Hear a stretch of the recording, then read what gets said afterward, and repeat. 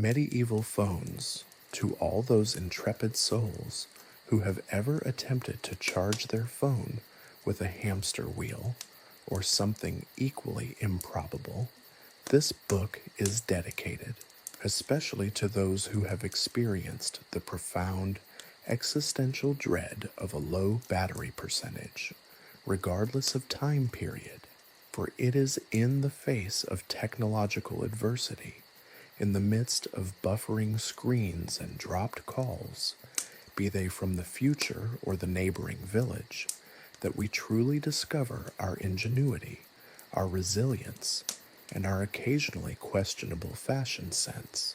Those chainmail coifs were not flattering. This dedication also goes out to the forgotten heroes of history, the nameless peasants who tirelessly toiled the fields, the unsung blacksmiths who hammered out the very tools that almost powered our medieval charging stations, and the surprisingly adaptable rats who remained perpetually ahead of the digital curve. Their dedication to survival, even in the face of relentless app notifications and questionable App Store reviews, deserves recognition.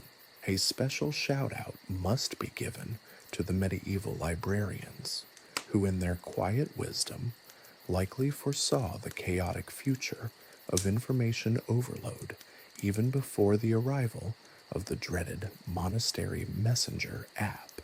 Their attempts to maintain order amidst the manuscript mayhem surely mirror the struggles of modern-day information curators, battling an endless stream of internet memes. Finally, let us not forget the truly heroic individuals who attempted to translate the cryptic instructions found inside those mysterious crates, surely a feat rivaling the deciphering of the Rosetta Stone.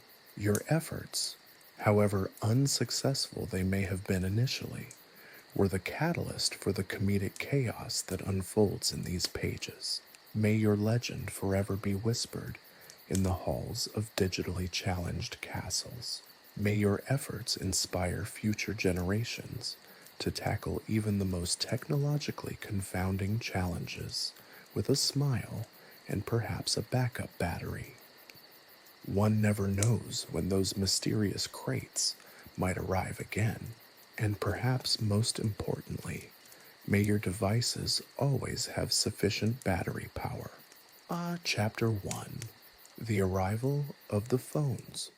The air hung thick with the scent of wood smoke and impending doom, or at least that's what it felt like to the assembled peasantry huddled outside the castle gates.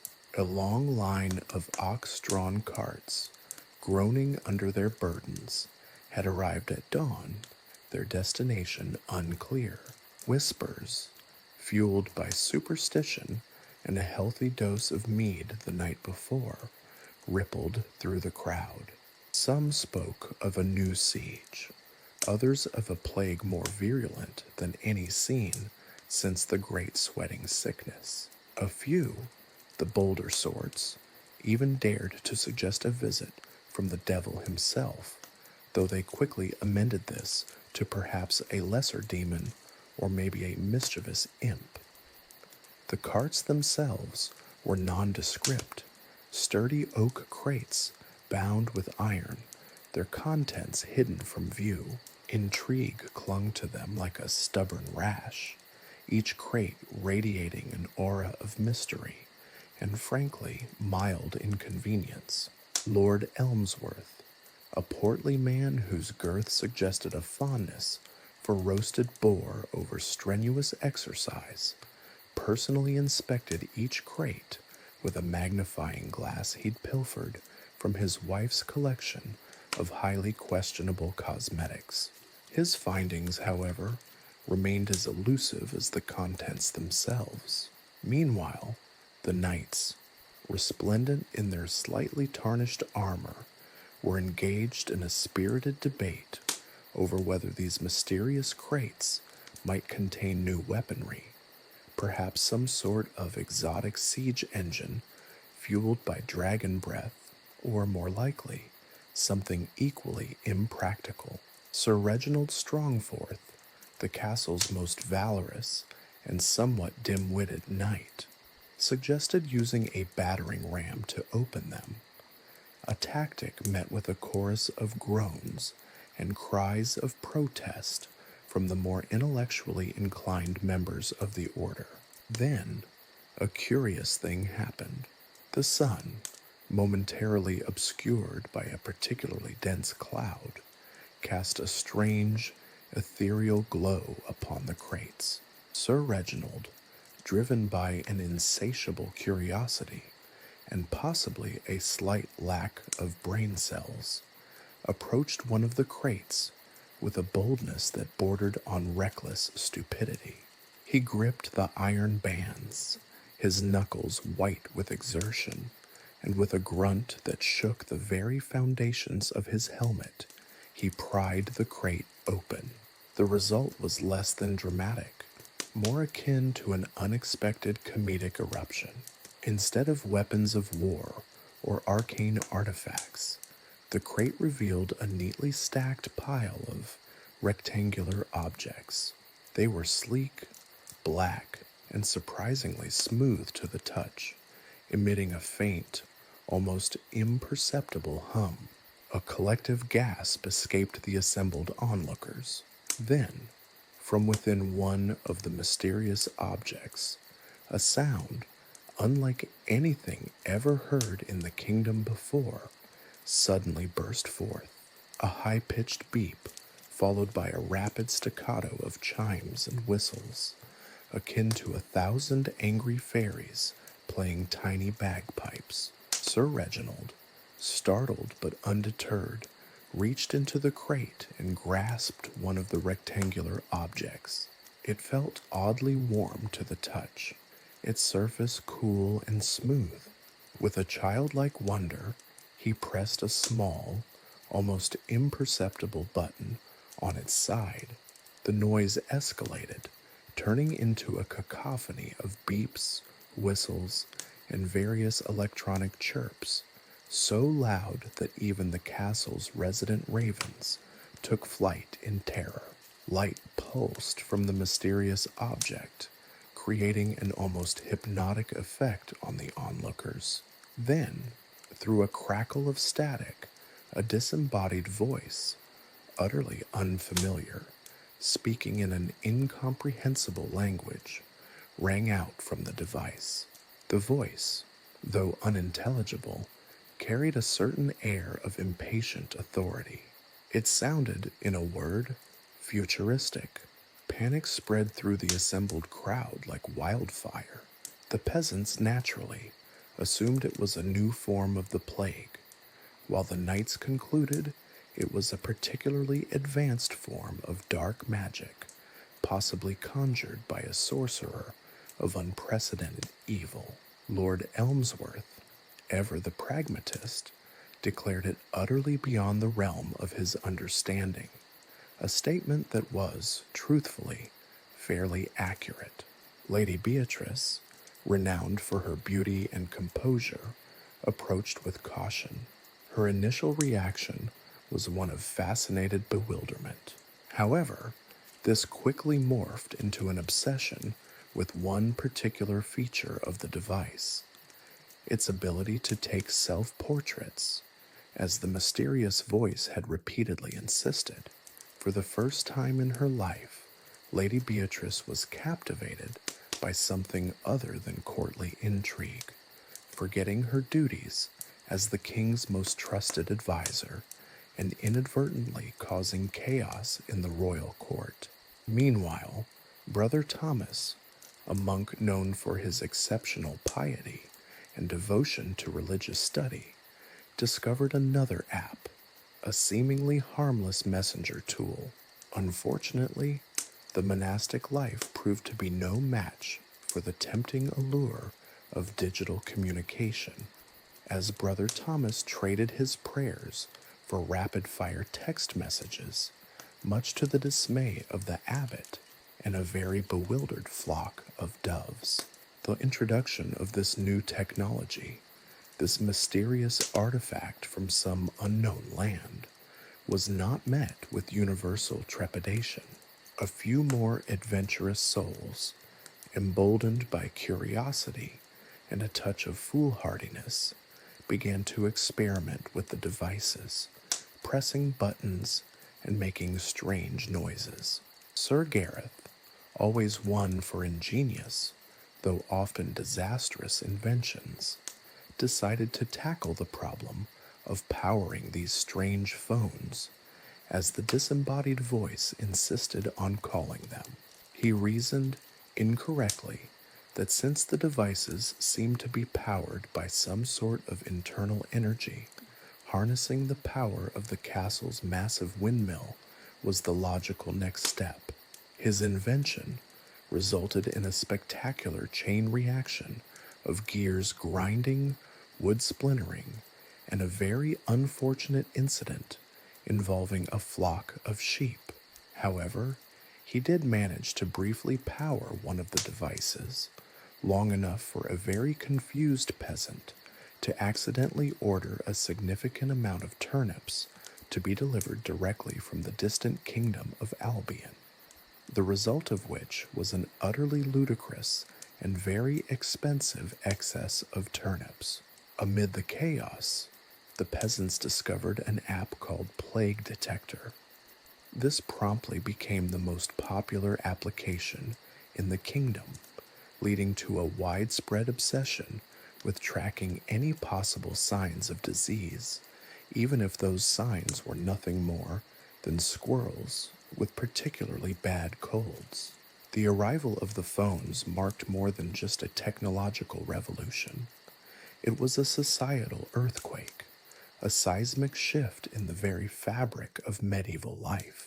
The unexpected consequences were numerous and often hilarious, but the overall effect, that remained to be seen, as the kingdom lurched into a future it was utterly unprepared for. The age of the phone had arrived, and it wasn't nearly as peaceful as the age of the sword. The Plague Detector app, meanwhile, had become a sensation amongst the peasantry. Previously, the diagnosis of the plague involved a rather unscientific process of observing boils, fever, and general misery. Now, with a simple tap of the screen, the peasant class could engage in a mass hysteria of self-diagnosis, complete with an array of colorful charts and graphs detailing the likelihood of imminent death. This led to a curious phenomenon, a widespread obsession with tracking the slightest cough, sneeze, or discoloration of the skin. The blacksmith's apprentice was convinced he had the bubonic plague because his thumb was slightly more purple than usual. The miller's wife believed she was afflicted because her cat had sneezed 3 times in succession. The sheer volume of panicked reports sent to the castle caused Lord Elmsworth's already considerable stress levels to skyrocket to new heights, forcing him to invent a new form of mead to cope. The kingdom, however, seemed to enjoy this mass hysteria, strangely finding some morbid amusement in it. A plague-free day, it turns out, was a remarkably dull day in the kingdom. The knights, on the other hand, were far more interested in the Siege Engine Planner app. Sir Reginald, in a stroke of accidental brilliance, managed to use it to design a siege engine that was both incredibly complex and utterly useless. It involved a series of pulleys, levers, and gears that even after a week of struggling, they couldn't quite figure out how to assemble. Their ambitious plan to conquer a neighboring village during a friendly mock siege involved a contraption that resembled a giant, over-engineered hamster wheel with a rather small catapult attached to the side. Its maiden voyage resulted in a rather anticlimactic launch, catapulting a single, slightly bruised turnip towards the village walls and missing entirely. The turnip, in fact, landed squarely in the royal kitchens, where it was deemed slightly bruised but still acceptable, and subsequently served as part of Lord Elmsworth's evening meal. Lady Beatrice, meanwhile, had discovered the true power of the selfie function. The first few attempts resulted in a series of blurry, distorted images, often with her eyes closed or her expression caught mid-blink. Yet, rather than becoming disheartened, her obsession grew. She spent hours experimenting with angles, lighting, and various flower arrangements that only slightly resembled a vase, determined to achieve the perfect royal selfie. Her royal duties were utterly neglected. Diplomatic missions were postponed, important decrees were left unsigned, and even the king's pleas for attention were ignored. Lady Beatrice's fascination with self-portraiture had reached a level of almost religious devotion, leaving the kingdom's affairs in a state of charming and utter chaos. The king eventually took to sending coded messages through the monastery's doves. The clergy naturally were divided on the issue of these glowing rectangles. Brother Thomas, still reeling from his text message-induced exhaustion, argued that the phones were a gift from God, a testament to the divine power of creation. He pointed to the plague detector app as evidence of this divine intervention. However, Brother Benedict, a man known for his skeptical nature and profound distaste for anything remotely new, was convinced that these devices were the work of the devil, instruments of temptation and the corruption of souls. He pointed with righteous fury at the addictive nature of the messaging app, the idle games, and Brother Thomas's sudden inability to properly chant the daily mass. The debate, as you might imagine, became quite heated, involving several loud pronouncements about divine judgment and the fiery depths of hell. Several of the lesser monks, caught in the crossfire, decided to retreat to the quiet contemplation of their own perfectly crafted selfies. The unexpected arrival of the smartphones forced the kingdom to confront some very uncomfortable truths. The peasants, previously content with their simple lives, now yearned for the latest app updates and complained about poor network coverage. The knights, used to resolving conflict with swords and brute force, were now frustrated by the complexities of app design and the frustration of a slow loading screen. The clergy, used to finding spiritual guidance in scriptures and prayer, were grappling with the unexpected spiritual dilemmas presented by this new technology. Even Lord Elmsworth, a man who believed himself to be beyond surprise, found himself continually amazed by the sheer illogicality of this technological invasion. The kingdom, once a place of predictable routine and seasonal festivals, was now characterized by a constant state of technological bewilderment. The advent of the smartphone had not only brought about a technological revolution, but a societal shift, a change in the way people thought, acted, and reacted. The introduction of the phone caused the kingdom to rethink its concepts of time, communication, and the meaning of life. The result was a fascinating and hilariously unpredictable cultural transformation that nobody could have anticipated. The phones, initially viewed with a mixture of fear and awe, were rapidly becoming a part of everyday life. The challenges were immense. Charging the phones proved to be a surprisingly complex endeavor.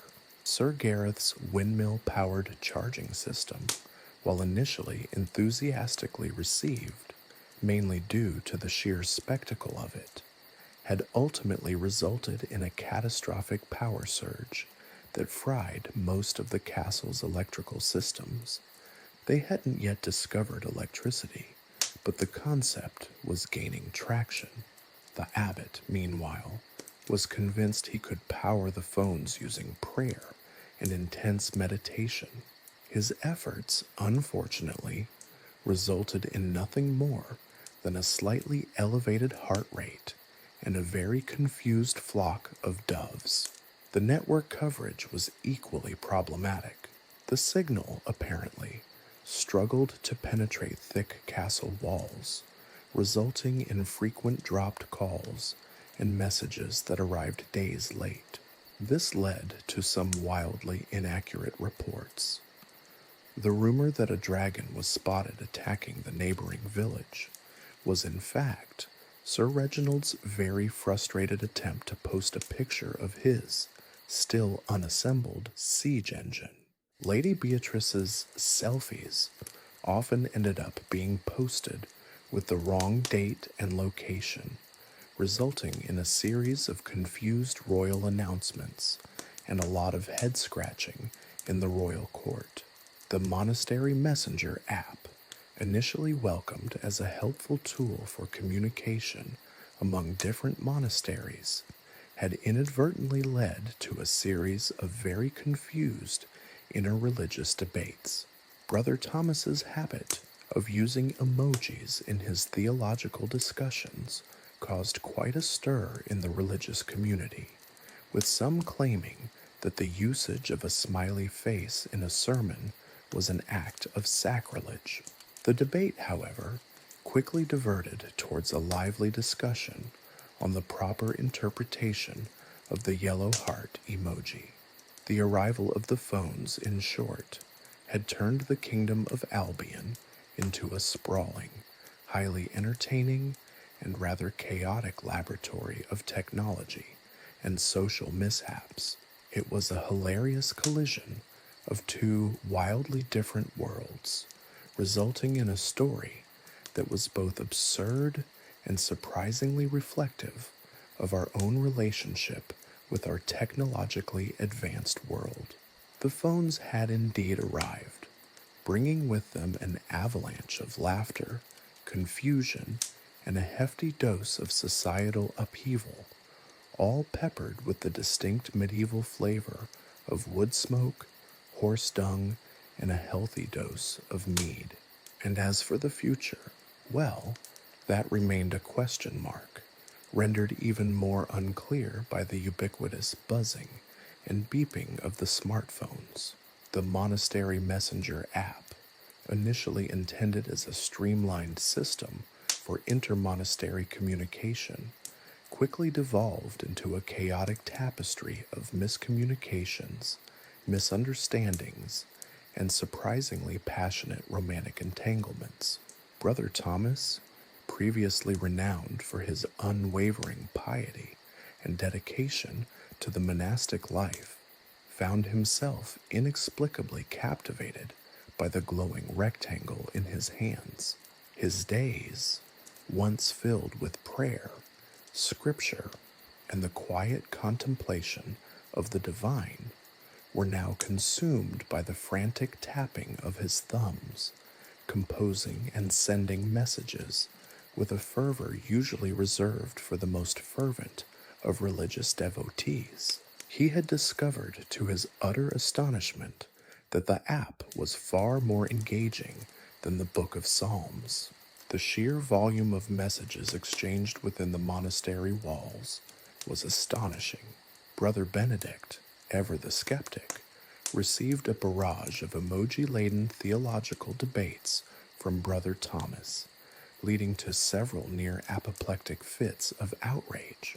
The meaning of the pensive face emoji, for instance, caused a 3-day-long debate, which naturally had to be settled by a swift and merciless game of chess played by Brother Bartholomew, the monastery's resident chess champion and undisputed emoji interpreter. His interpretations, it must be said, were highly subjective and prone to dramatic and occasionally bizarre conclusions. The app also unexpectedly facilitated a budding romance between Sister Agnes, the monastery's resident herbalist and baker of notoriously delicious gingerbread, and Brother Michael, a rather shy and bookish monk known for his exquisite calligraphy. Their initial exchanges were tentative, clumsy attempts at virtual courtship using awkward phrases and a plethora of poorly chosen emojis.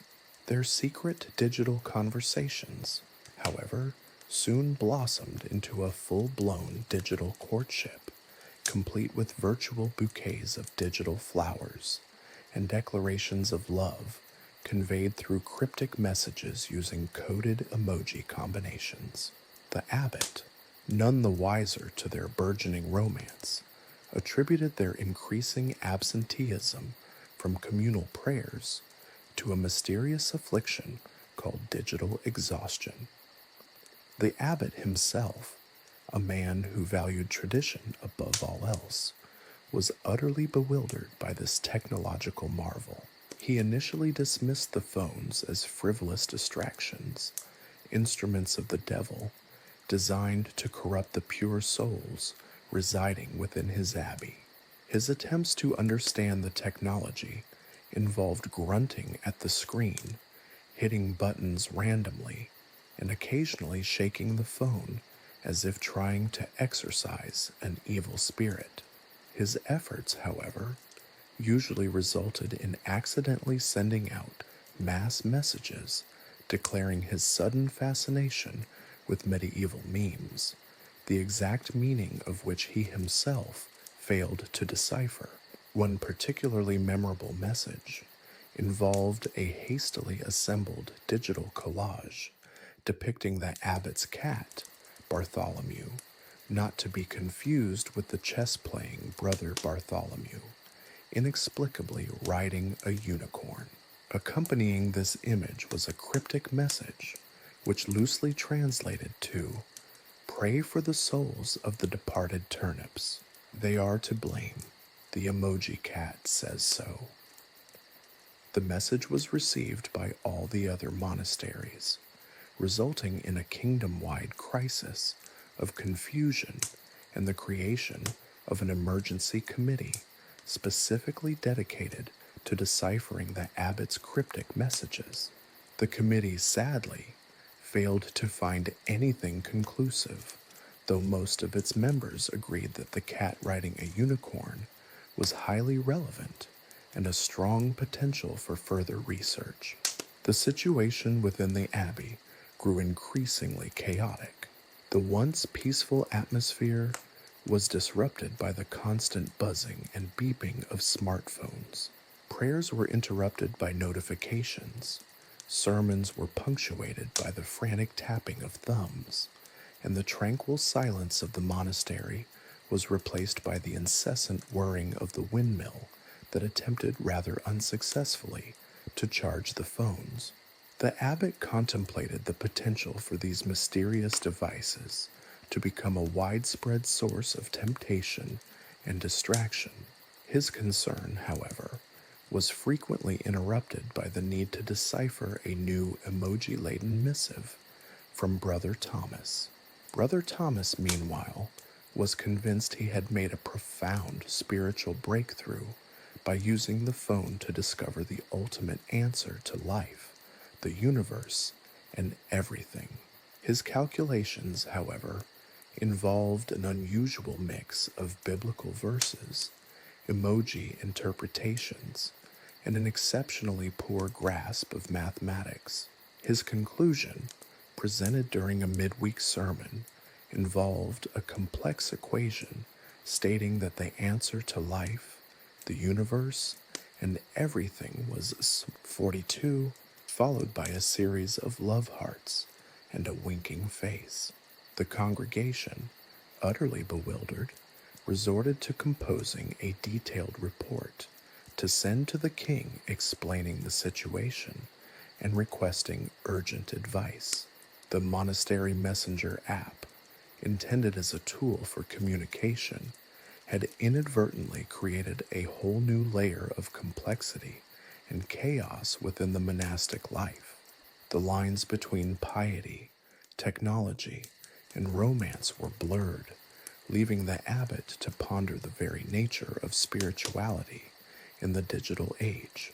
He'd been considering a digital detox, but then again, he'd need the phone to schedule it. The phone's presence within the monastery walls highlighted the challenges of integrating advanced technology into a world entirely unprepared for its implications. The serene sanctity of the monastery had been profoundly altered, replaced by an unexpected blend of religious contemplation and digital pandemonium. The abbot, looking on in a combination of exasperation and bewilderment, could only shake his head and wonder what new technological disaster would befall his monastery the following day. Perhaps he would write to Lord Elmsworth if he could figure out how to use the blasted thing. And perhaps, just perhaps, he would finally take the time to understand the true meaning of the winking face emoji. The initial euphoria surrounding the arrival of the phones quickly waned as a more pressing issue emerged: how to charge the blasted things. Electricity, as a concept, was largely unknown to the medieval populace. The idea of a power grid was as foreign as a flying carpet, perhaps even more so, given that at least some claimed to have seen flying carpets. The phones, predictably, began to die, their vibrant screens fading into the dull glow of impending doom. Panic spread faster than wildfire through a field of particularly flammable straw. Sir Gareth, renowned throughout the kingdom for his bravery in battle and questionable fashion sense, his helmet was adorned with an alarming number of bells, decided he would tackle this technological hurdle head on. He possessed, in his own estimation at least, an ingenious mind, though many would argue his engineering skills were significantly less impressive than his swordsmanship. His plan, boldly unveiled in the village square, involved harnessing the power of the local windmill. "Behold," he declared, brandishing a length of rather dubious-looking wire scavenged from a discarded suits of armor. "I shall harness the mighty wind, converting its kinetic energy into phone-charging energy.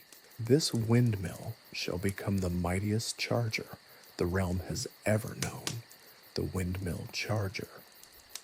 His enthusiasm was infectious, or perhaps it was the hypnotic sway of his overly ornate helmet, and the villagers gathered, their faces a mixture of awe and skepticism. They were, after all, rather accustomed to Sir Gareth's eccentricities. The reality, of course, was far less impressive than his grandiose pronouncements. The connecting wires, inadequately insulated, sparked intermittently, creating a shower of sparks that narrowly avoided igniting the highly flammable thatch roofs of the surrounding houses. The windmill itself, already quite old and rickety, groaned under the strain of the added weight and the bizarre contraption Sir Gareth had attached to its sails. The villagers watched with bated breath as he frantically turned a crank attached to a complex system of gears, pulleys, and an assortment of questionable medieval tools repurposed for this ambitious project. The result was not the steady stream of power Sir Gareth had envisioned. Instead, the windmill lurched violently, its sails spinning at an alarming speed. It resembled a deranged wooden insect caught in a particularly caffeinated frenzy. A shriek pierced the air as the main beam, weakened by years of neglect and Sir Gareth's ill-conceived modifications, snapped with a resounding crack. The entire structure collapsed in a cloud of dust and splintered wood, bringing Sir Gareth's grand experiment to a rather unceremonious end. The only positive outcome was the scattering of several particularly stubborn rats from the mill's interior, which several villagers mistook as a sign of divine intervention.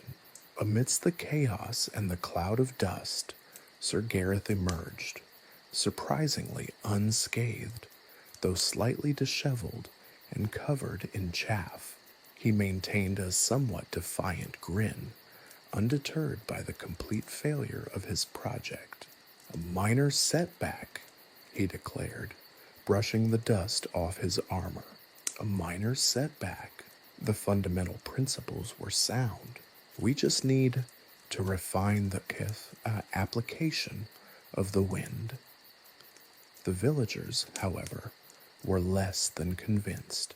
Their initial excitement had quickly given way to a shared sense of disaster and disappointment. The phones remained stubbornly uncharged, and the local miller, whose livelihood depended on the now destroyed windmill, was less than pleased.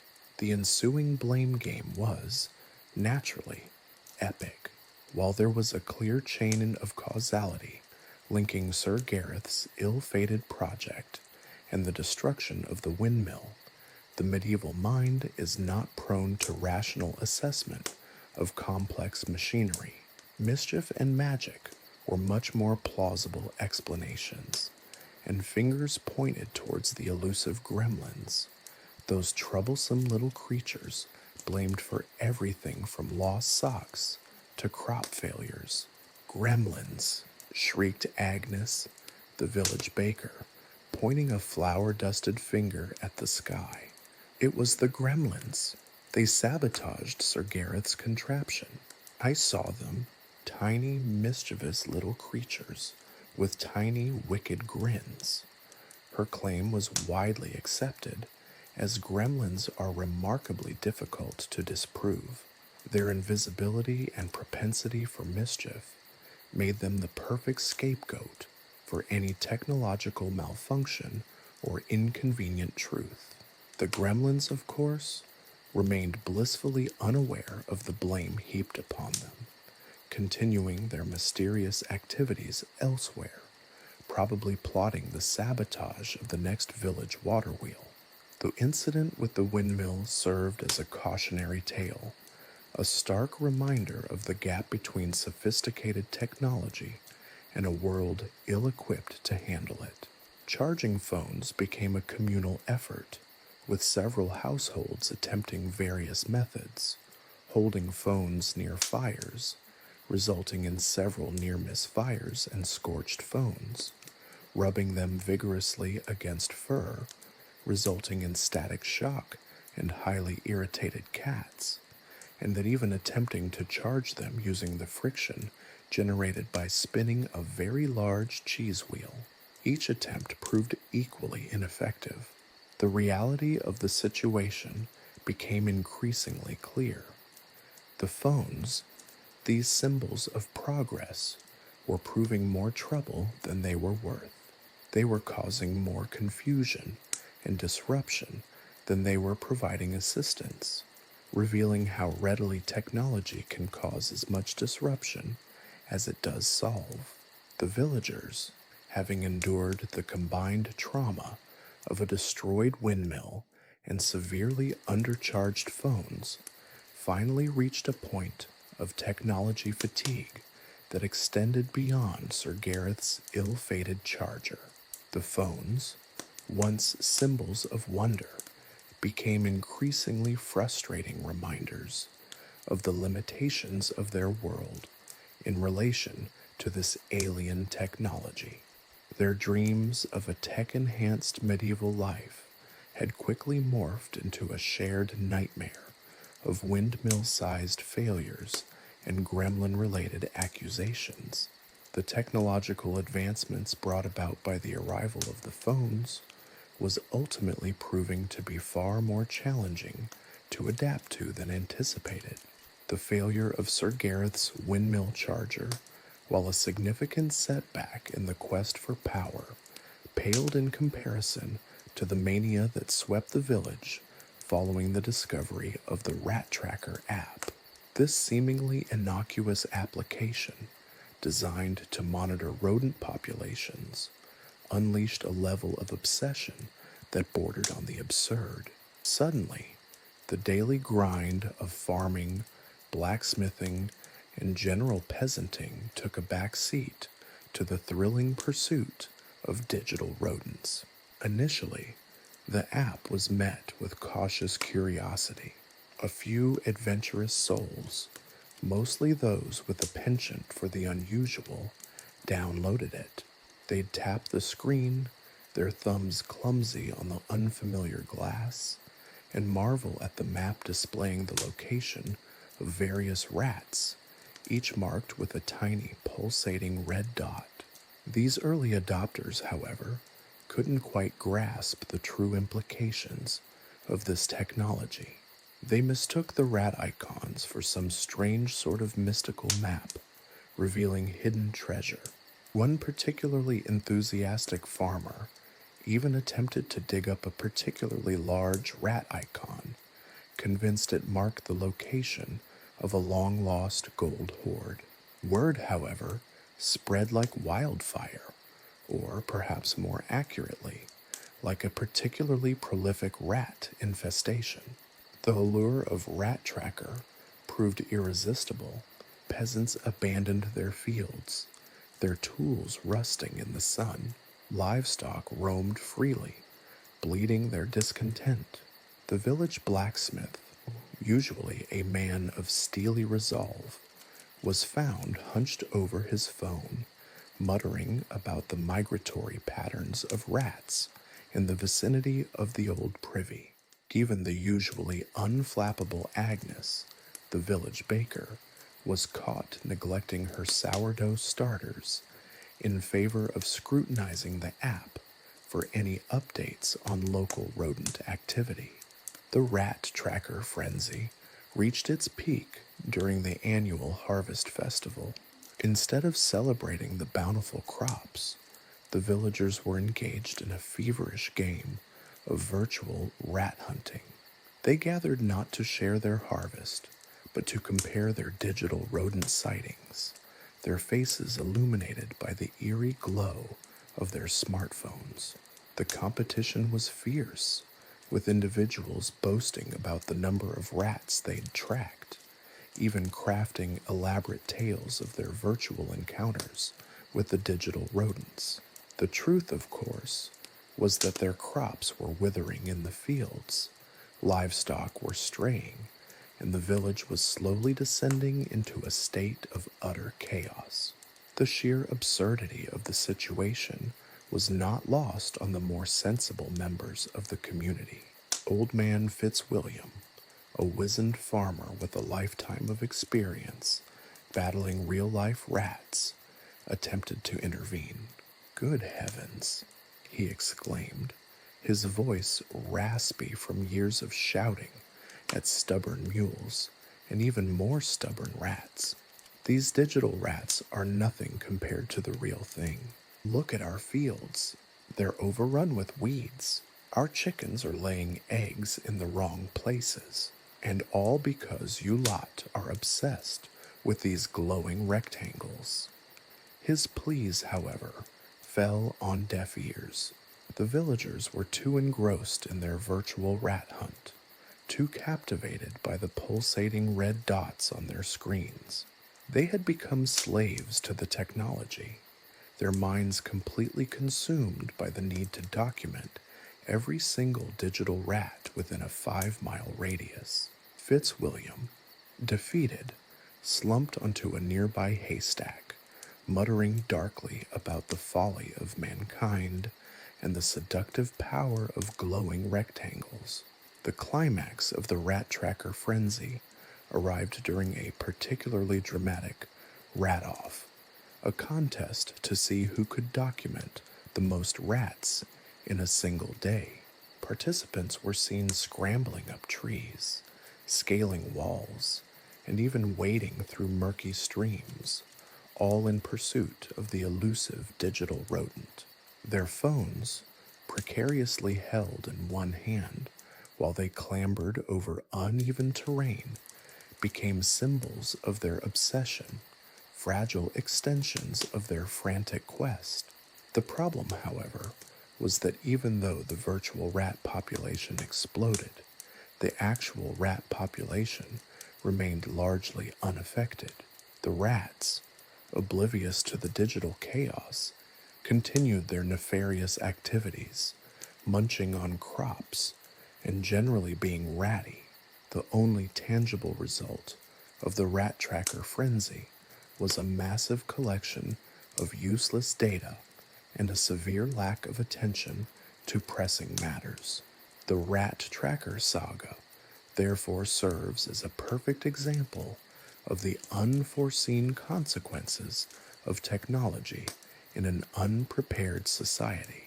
The obsession with digital rodents not only distracted the villagers from their real-world responsibilities, but it also highlighted the inherent limitations of technology.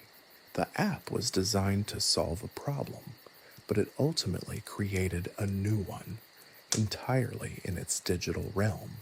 The situation spiraled further out of control when a rumor spread, ignited by a particularly imaginative peasant, that the red dots on the map were not just representations of rats, but rather clues leading to a hidden treasure, a legendary hoard of gold guarded by a particularly large and ferocious digital rat.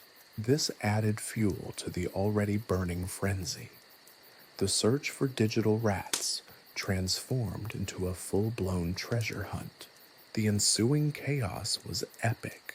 Entire families spent days tracking these elusive digital rodents, neglecting their homes, leaving their meals to burn, and forsaking all responsibilities. One particularly enterprising group even attempted to summon the legendary rat using a ritual involving incense, chanting, and several rather unfortunate chickens, sacrificed in the name of digital treasure hunting. Eventually, the fever began to break, not because the digital rats were vanquished, but because the phones, in their continued lack of reliable power sources, started to die, leaving their owners to stare blankly at their dark screens and confront the reality of their neglect. The fields lay fallow, the livestock were scattered, and the village was littered with discarded incense sticks and half-eaten chickens, a testament to the folly of their pursuit. The after effects of the rat tracker frenzy lasted for weeks. The villagers, though somewhat wiser, were still reeling from their ordeal.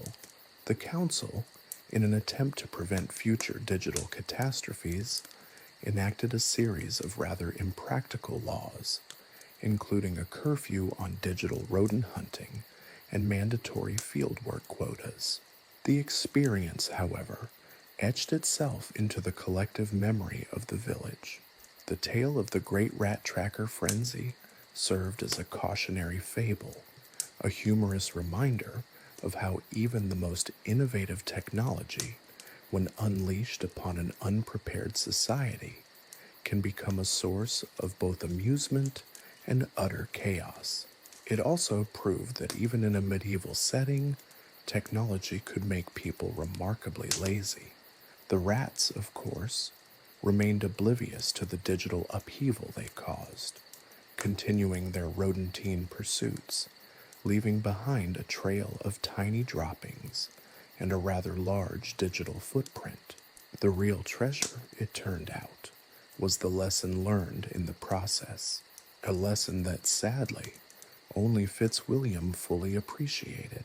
Chapter 2, Addiction and Annoyances. The Rat Tracker saga, however, was but a prelude to a far greater technological upheaval.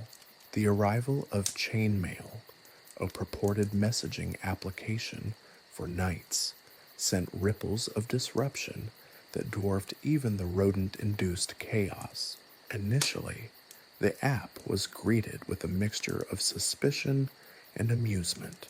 Most knights, accustomed to the gruff efficiency of shouted commands and the clang of steel, viewed the delicate glass rectangle with a healthy dose of skepticism. Yet, the allure of instant communication, the promise of receiving messages without the arduous process of sending a squire galloping across the countryside, proved too tempting to resist. Sir Reginald, the usually stoic commander of the king's finest knights, was among the first to succumb. He downloaded chainmail with the air of a man performing a daring feat, his fingers hovering over the screen like a hawk eyeing its prey. The initial messages were formal, professional, strategic updates, tactical briefings, the usual military fare. But as the days turned into weeks, the nature of Sir Reginald's communication drastically altered. His messages transitioned from terse battle plans to detailed descriptions of his lunch, followed by numerous selfies taken at odd angles. His reports to the king became increasingly riddled with emojis, rendering them largely incomprehensible. The king, a man of simple pleasures and even simpler understanding of technology, initially found the emojis rather amusing. However, the growing number of self-portraits depicting Sir Reginald in various stages of undress, interspersed with memes he barely understood, quickly eroded his amusement. The other knights, spurred by Sir Reginald's enthusiasm, or perhaps by a competitive spirit unbefitting of trained warriors, quickly followed suit. The training yard became a scene of utter pandemonium. Instead of the rhythmic clang of swords, the air was now filled with the insistent buzz of notifications. Knights, mid-sparring match, would pause to check their chainmail updates, often resulting in awkward collisions and the occasional broken nose. Tournament schedules were routinely thrown into disarray as knights, glued to their screens, missed appointments and deadlines, leaving opponents fuming and organizers utterly bewildered. The decline in their fighting prowess was alarming. Sir Gareth, once renowned for his lightning-fast reflexes, now seemed perpetually distracted, his eyes constantly darting between his opponent and his phone. He even attempted, mid-joust, to use the chainmail app to send a quick message to his sweetheart. Needless to say, the maneuver proved disastrous, resulting in a spectacular fall, a fractured lance, and a thoroughly humiliated knight. The once impeccable discipline of the king's knights was now a distant memory. The meticulous rituals of swordsmanship and horsemanship were abandoned in favor of endless scrolling and replying to rather inconsequential messages. Chainmail had become a sort of digital siren, luring them away from their duties and into a vortex of meaningless notifications. The king, increasingly exasperated by the situation, summoned Sir Reginald for an audience. The commander, ever the showman, attempted to justify his actions, explaining the strategic benefits of instant communication. He demonstrated the quick reply function, creating a rather confusing report about the state of the royal stables, filled with emojis and an awkward reference to a meme involving a badger. The king, bewildered and utterly unimpressed, merely sighed. "Sir Reginald," he said, his voice laced with weariness, "if I wanted digital reports, I would have hired a scrivener, not a knight." The situation was further complicated by the fact that chainmail, despite its modern-sounding name, was remarkably unreliable. The network coverage, depending on the proximity to conveniently placed magical ley lines, as the engineers had determined, was highly unpredictable. Knights found themselves chasing the elusive full bar signal, scrambling atop towers and into the deepest recesses of the castle, desperately seeking a reliable connection to respond to urgent messages. Furthermore, the battery life, powered through a rather ineffective combination of herbs and questionable alchemy, was abysmal. Knights found themselves frequently scrambling for juice, resorting to rubbing their phones against particularly vigorous squirrels, a practice which proved as effective as it was hilarious. Tournaments were delayed, not only because of the knights' obsession, but because of the knights desperately trying to charge their phones. The whole kingdom felt the impact of the chainmail addiction.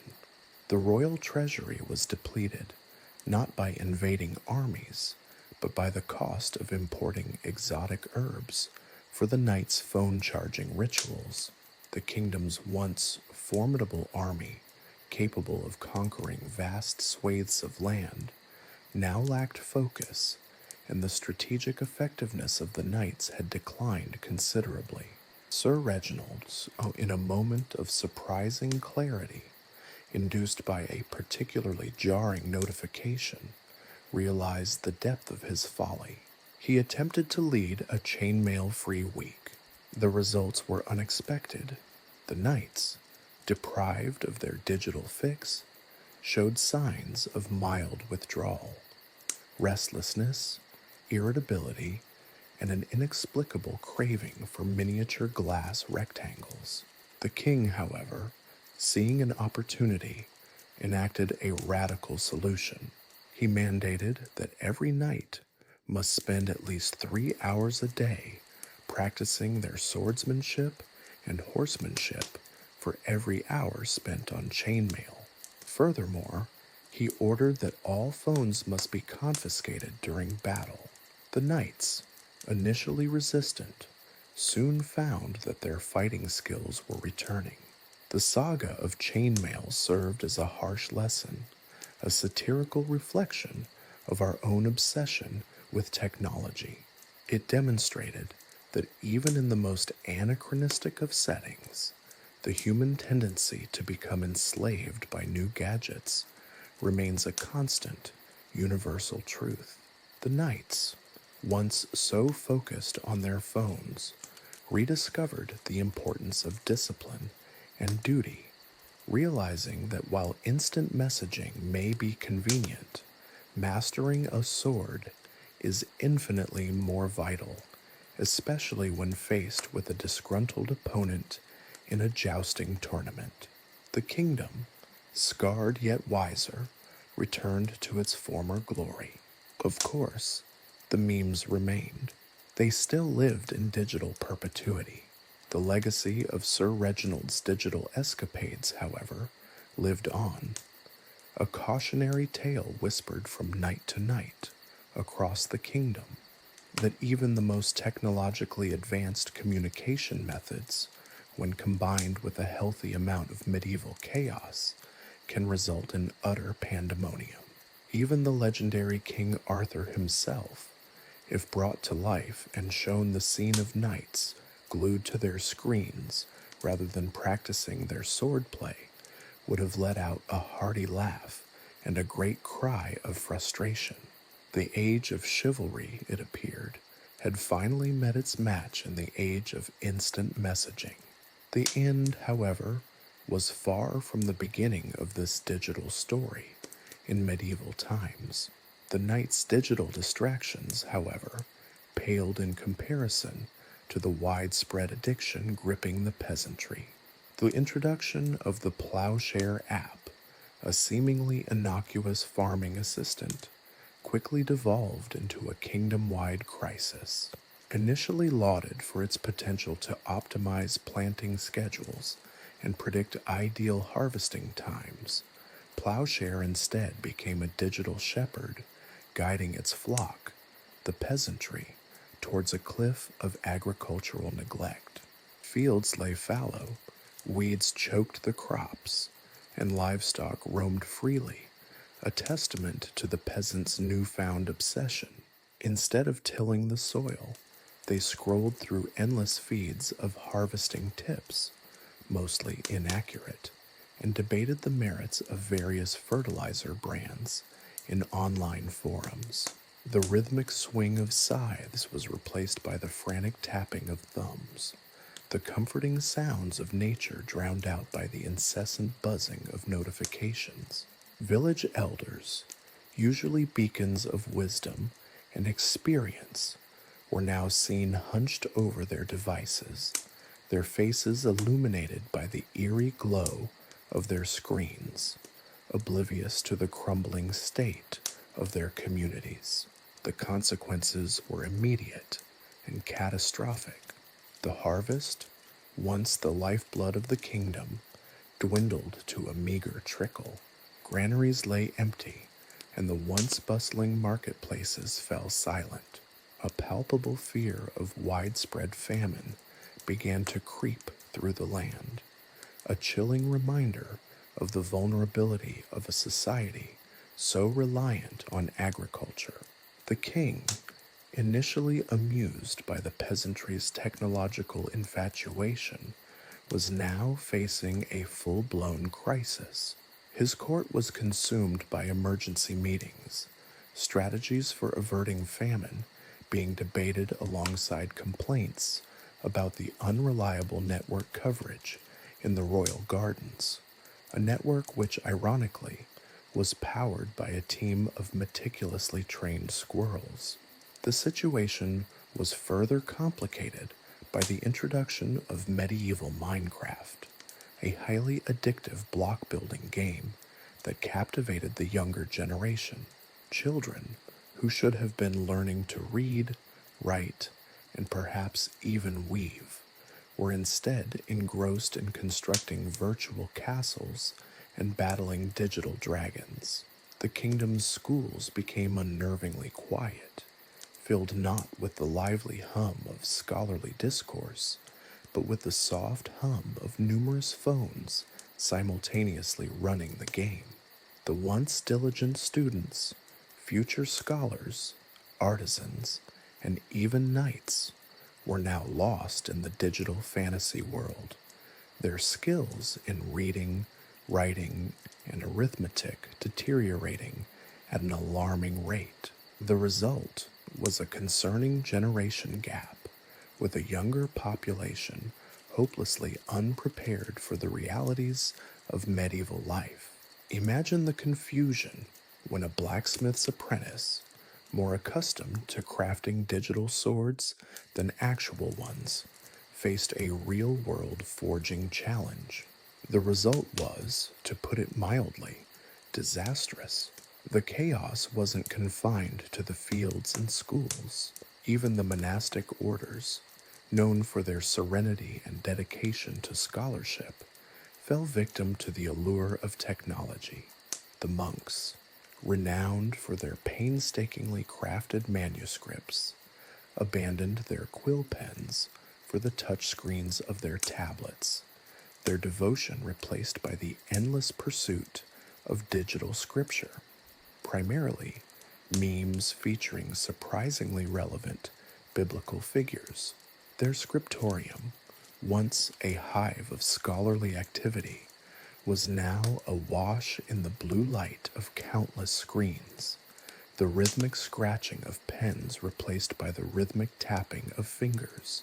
The once pristine manuscripts were now riddled with typos, autocorrects replacing ancient wisdom with digital nonsense. The kingdom's blacksmiths, always a jovial bunch, were now consumed by endless scrolling through online forums dedicated to the nuances of metalworking techniques. Their workshops fell into disrepair, the clang of hammers replaced by the silent tap-tap-tapping of their phones.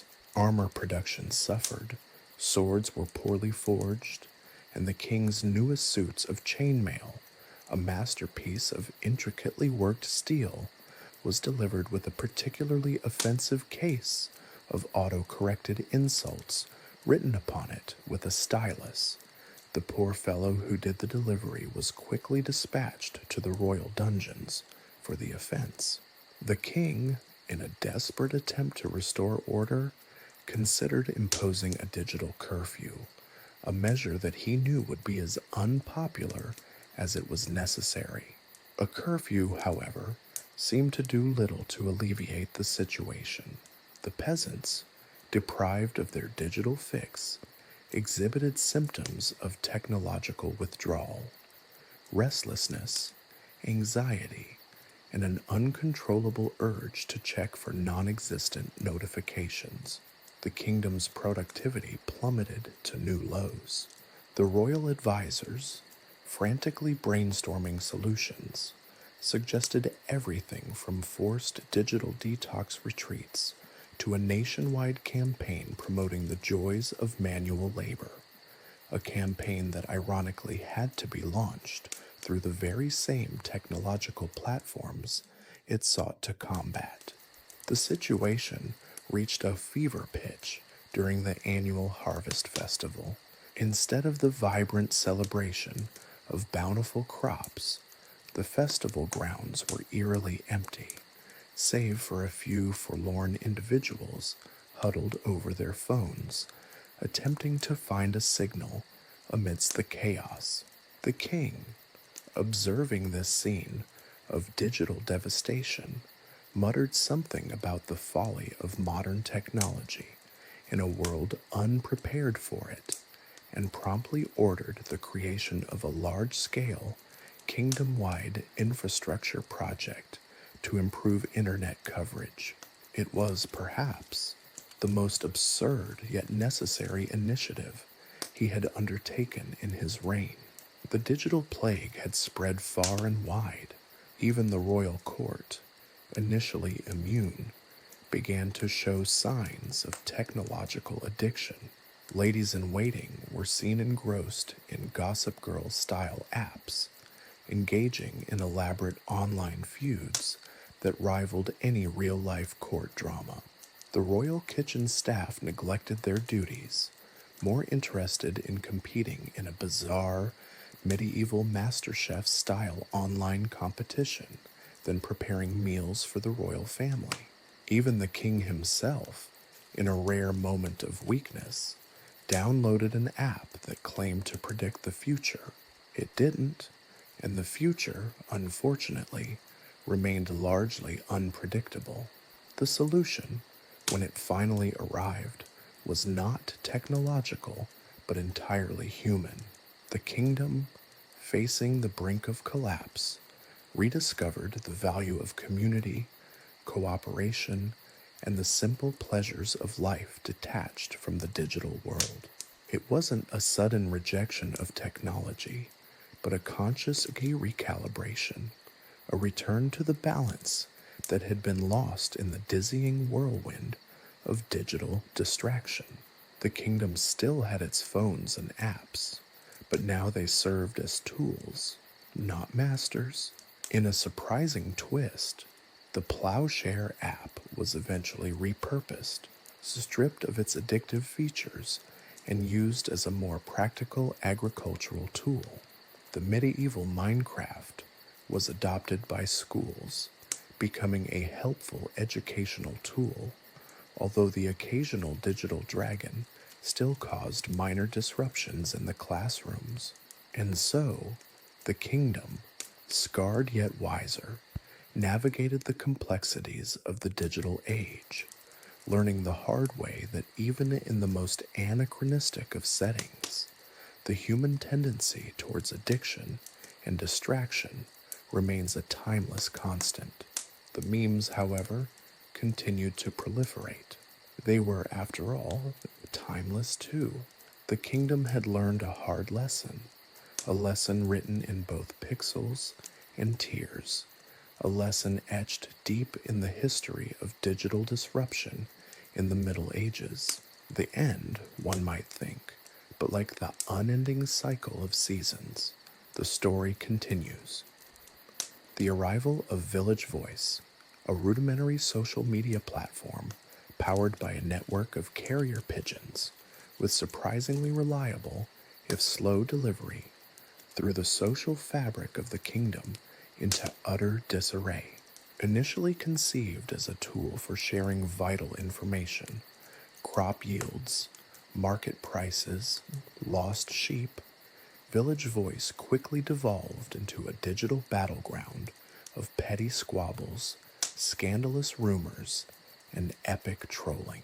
The peasants, previously bound by the slow pace of word-of-mouth communication, now found themselves awash in a sea of instant updates, each more trivial than the last. One particularly memorable incident involved a heated debate between two rival farmers, Barnaby and Cuthbert. It all began with a picture. Barnaby, proud of his prize-winning goat, Gertrude, posted a photograph of the animal, digitally enhanced with a whimsical crown and a tiny, exquisitely rendered pair of spectacles. Cuthbert, ever the contrarian, responded with a sarcastic comment questioning the goat's regal status and suggesting that Gertrude's crown was a mere digital embellishment. This apparently harmless jab ignited a furious online feud. The ensuing argument, meticulously documented on Village Voice, escalated rapidly, attracting a large and increasingly vocal audience. Barnaby countered with photographic evidence of Gertrude's superior milk production, meticulously charted with the help of the Plowshare app, showing unusually high yields for a suspiciously large number of goats. Cuthbert, not to be outdone, produced a series of blurry, poorly lit images of his goat, Reginald, engaging in various activities that, while not explicitly illegal, raised eyebrows throughout the digital village. This culminated in a series of increasingly personal insults and threats, all meticulously documented and disseminated across the network with the speed of a very determined pigeon. The feud spread like wildfire, dividing the village into fiercely loyal factions. Family gatherings became tense battlegrounds, as supporters of Barnaby and Cuthbert engaged in heated arguments, punctuated by the rhythmic tapping of their phones as they refreshed Village Voice for the latest updates. The local alehouse, usually a hub of friendly banter, became a silent chamber with patrons glued to their devices, eyes glued to the ever-evolving saga of Gertrude and Reginald. The conflict eventually spilled over into the real world. Cuthbert, in a fit of digital rage, deliberately let his sheep wander into Barnaby's field, wreaking havoc amongst the carefully tended crops. Barnaby retaliated by accidentally setting Cuthbert's haystack on fire, a meticulously documented act on Village Voice, of course, complete with a time-lapse video showing the flames licking at the straw, accompanied by a particularly inflammatory caption. The king, burdened with managing a famine, an increasingly unruly younger generation hooked on medieval Minecraft, and now a full-blown digital goat war, considered resigning to become a hermit. But duty called, even if that duty involved mediating conflicts over digital goat photos. The impact of Village Voice extended beyond the peasantry. The castle walls, usually impervious to outside influence, were also vulnerable to the relentless onslaught of digital gossip.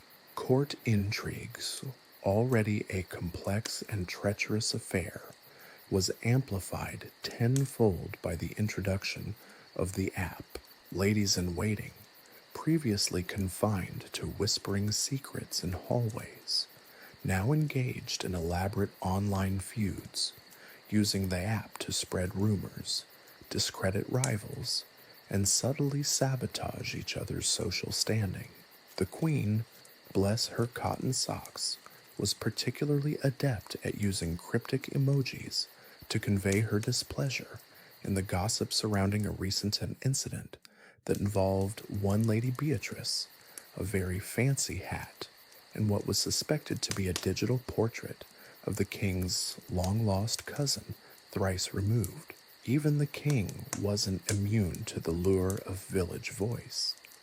While his attempts to engage in light-hearted banter with his subjects were mostly met with either confused silence or a barrage of emoji spam, his occasional forays into digital discourse did little to calm the chaotic seas of online discourse. He attempted to use the app to announce new tax policies, only to have his message lost amidst a torrential downpour of cat memes and viral chain letters promising eternal riches. The royal decree to improve internet coverage, delivered via Village Voice, was promptly buried under a series of arguments about the best way to prepare a roast chicken. The pigeons, it seemed, had their own agenda. The app's influence spread further, corrupting even the once serene world of monastic scholarship. Monks, known for their devotion to quiet contemplation, were now consumed by debates over the theological implications of various memes. The scriptorium, once a haven of quiet contemplation, was now filled with the rhythmic tapping of fingers on tablets, the serene humming of prayers, replaced by the discordant buzz of notifications. A particularly heated argument erupted over the interpretation of a meme featuring a surprisingly photogenic St. Augustine, who apparently had mastered the art of the digital selfie millennia before its invention. The situation was further complicated by a phenomenon known as digital disinformation, where inaccurate information spread like wildfire through the network. One particularly persistent rumor suggested that the king was secretly a lizard person, a claim that gained traction despite the absence of any compelling evidence, and the fact that the ring was demonstrably not a reptile of any kind.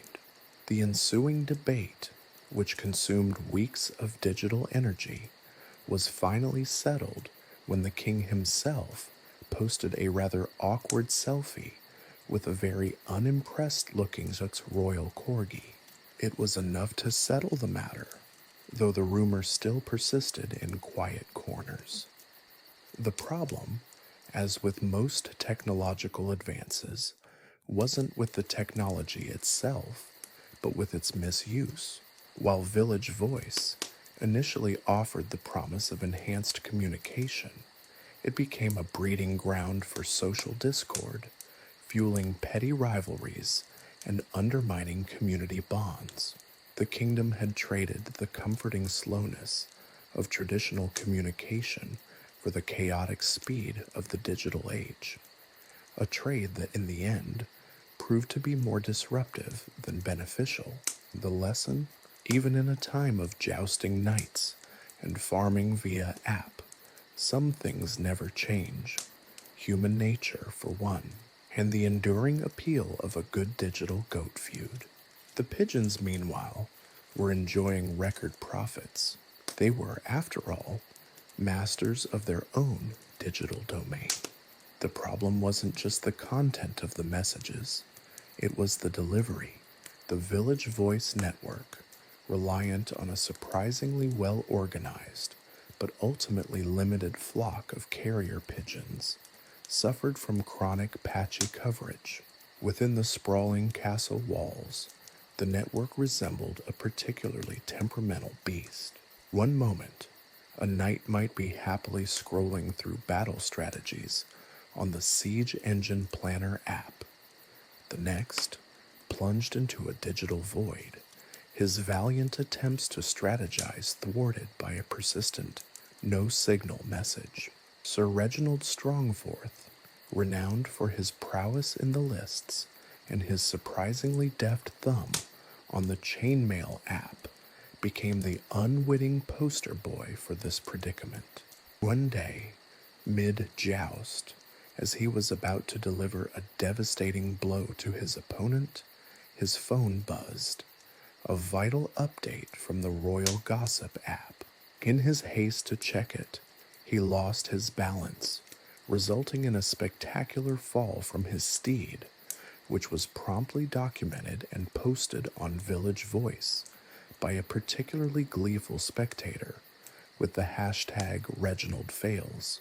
The situation within the castle walls became increasingly chaotic.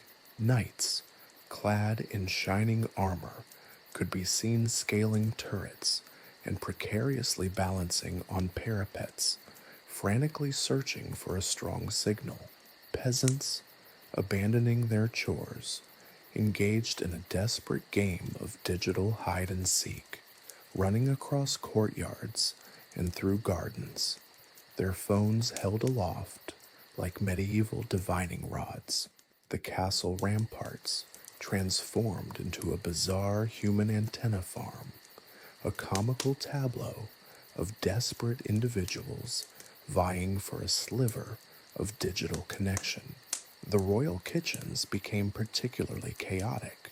The royal chef, Brother Bartholomew, a man whose culinary skills were only surpassed by his obsession with the Royal Recipes app, found himself in a constant battle against the network's vagaries. His attempts to consult the app for the perfect spice blend for the king's birthday feast were frequently interrupted by periods of digital darkness, resulting in some truly experimental and often inedible concoctions. The king, after enduring a particularly unfortunate souffle incident involving questionable amounts of cinnamon and a hint of something distinctly resembling shoe polish, declared the network issue a matter of national importance. By order of the crown, the king announced at his next court meeting, his voice booming across the assembled nobles. This signal problem is a blight upon our kingdom, a medieval technological crisis of the utmost magnitude. We shall solve this technological marvel, and solve it we shall. He slammed his fist on the table, causing a nearby knight to drop his medieval Sudoku app. Much to his chagrin, I hereby offer a reward, a lifetime supply of mead, a brand new suit of armor, and a lifetime exemption from royal taxes to anyone who can solve the riddle of our unreliable pigeon-based digital domain. The announcement sparked a wave of frantic activity across the kingdom. Inventors emerged from their workshops, their heads buzzing with schemes involving elaborate systems of mirrors, trained falcons, and even a suggestion from a particularly optimistic alchemist involving a mystical concoction of pigeon dung and unicorn tears, which thankfully was quickly dismissed.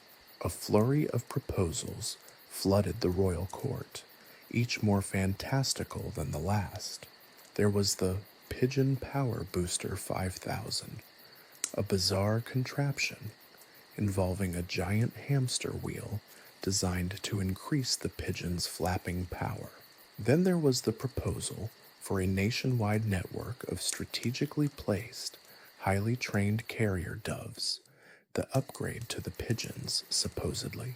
Many suggested improving the pigeon's diet, leading to a court-sponsored study on pigeon nutrition and its impact on digital performance. One proposal, however, stood out from the rest.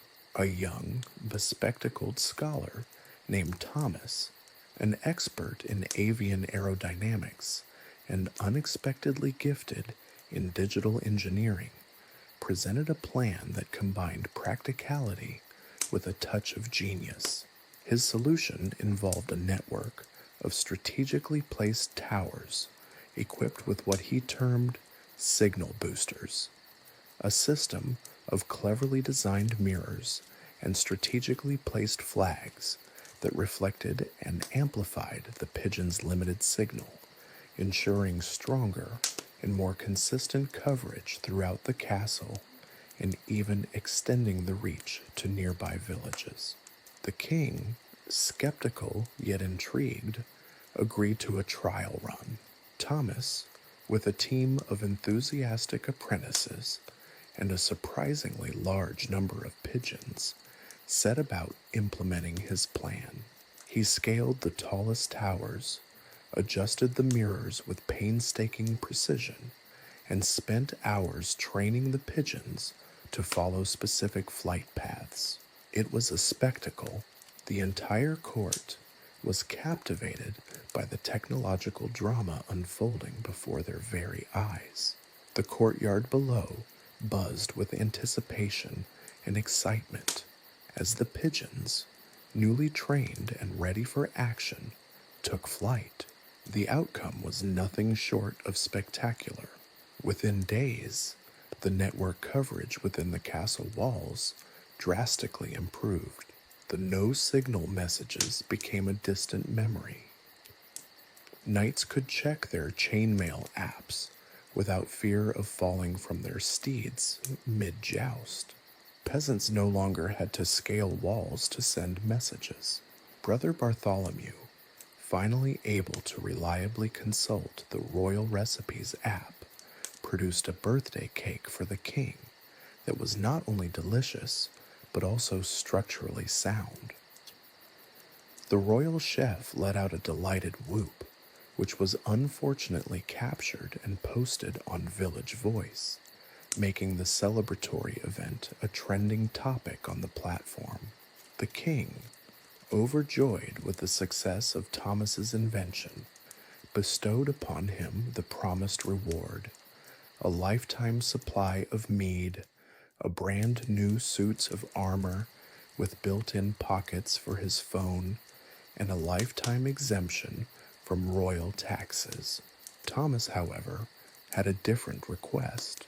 He asked for a royal grant to establish a school of avian engineering where future generations could study the intricacies of pigeon-based communication networks. The king, still basking in the glory of his improved network connection, granted his request. And so, the age of pigeon-powered connectivity began. It was, admittedly, a chaotic and surprisingly inefficient system, but it was their chaotic and surprisingly inefficient system. And most importantly, it worked. For now, the future of medieval connectivity, however, remained as unpredictable as the flight path of a particularly ambitious carrier pigeon. The successful implementation of Thomas's pigeon-powered network didn't quell the technological tempest brewing in the kingdom. Instead, it ignited a new fire, a raging debate about the very nature of this disruptive technology and its impact on medieval society. The initial excitement over improved communication quickly gave way to a deeper, more philosophical schism. The once unified kingdom fractured into two opposing camps, the phone fanatics and the techophobes. The phone fanatics, a motley crew consisting of knights addicted to their chainmail updates, peasants hopelessly hooked on the Rat Tracker app for surprisingly accurate rat spotting, it turned out, and even a few overly enthusiastic monks who'd embraced the Monastery Messenger app for gossiping, much to the abbot's chagrin, saw the smartphone as a divine gift. They championed the increased efficiency, The instant communication, the ability to stay updated on the latest royal scandals via the Royal Gossip app, a surprisingly accurate and salacious source of information. Their leader, a surprisingly articulate blacksmith named Cuthbert, argued passionately for the advancement of technology, proclaiming it a sign of progress and a testament to human ingenuity. Imagine, he boomed at a village gathering, brandishing his phone like a holy relic. The time saved. No more tedious journeys to deliver messages. No more relying on unreliable messengers who might be distracted by the allure of a particularly tempting tavern. The techophobes, however, viewed the situation with utter horror, led by the stern and perpetually frowning Brother Erasmus, a monk whose traditional monastic life was profoundly disrupted by the constant beeping and buzzing of nearby phones. They painted a grim picture of societal collapse. They foresaw a future where the ancient traditions of the kingdom would be eroded by this infernal device. Brother Erasmus, a man whose beard seemed to have grown longer and more disapproving with each passing technological advancement, delivered fiery sermons warning of the moral corruption that would inevitably follow the embrace of this technology. These infernal devices, he thundered from the pulpit, his voice echoing through the stone halls of the monastery, are gateways to vanity. They distract from prayer, from contemplation, from the true path to salvation. He cited several instances of monks accidentally posting selfies in their prayer robes on Village Voice, a trend, unfortunately, that was quite popular at the time. The debate escalated to such a point that King Theodore, ever keen on maintaining order and avoiding another souffle incident, courtesy of Brother Bartholomew's distracted culinary experiments, decided to hold a formal debate, the Great Phone Debate, to settle the matter once and for all. The royal courtyard was transformed into a makeshift arena, with hay bales serving as seating and a surprisingly sturdy lectern crafted from an old siege engine wheel. Cuthbert, resplendent in his newly acquired phone holster, crafted naturally by himself, and Brother Erasmus, his beard bristling with indignation, faced off in a verbal duel that would determine the fate of smartphones in the medieval kingdom. Cuthbert, a man whose eloquence belied his blacksmithing background, began by highlighting the practical applications of the technology. He showcased the Siege Engine Planner app, demonstrating how its detailed schematics and simulations had dramatically improved siege warfare efficiency. He then presented data from the Rat Tracker app, showing a significant reduction in rat-related incidents since its implementation. He even showed the Plague Detector app's predictive analysis, pointing out how it had successfully averted a potential outbreak in the neighboring village. "These aren't just toys, my friends," he declared, his voice ringing with conviction. "These are tools, instruments of progress, allowing us to harness the power of knowledge and efficiency." Brother Erasmus, however, countered with a series of increasingly dramatic arguments. He spoke of the erosion of human connection, the decline in face-to-face communication, the insidious rise of social media addiction in the form of obsessive checking of the Royal Gossip app. He described scenes of knights neglecting their training to check for updates on their chainmail accounts, and of peasants abandoning their fields to post pictures of their meals on Village Voice. He passionately warned of the dangers of misinformation spread through the app, citing a particularly embarrassing incident involving a fake news story about the king losing his crown to a mischievous squirrel, a story that quickly went viral to the king's chagrin. This technology, he warned, is a distraction, a siren song luring us away from our duties, our responsibilities, our very souls. The debate raged on for hours, filled with passionate speeches, witty retorts, and the occasional accidental phone drop, which understandably became a recurring comedic element in the proceedings. The audience, a mix of knights, peasants, clergy, and even a few curious animals attracted by the commotion, was equally divided.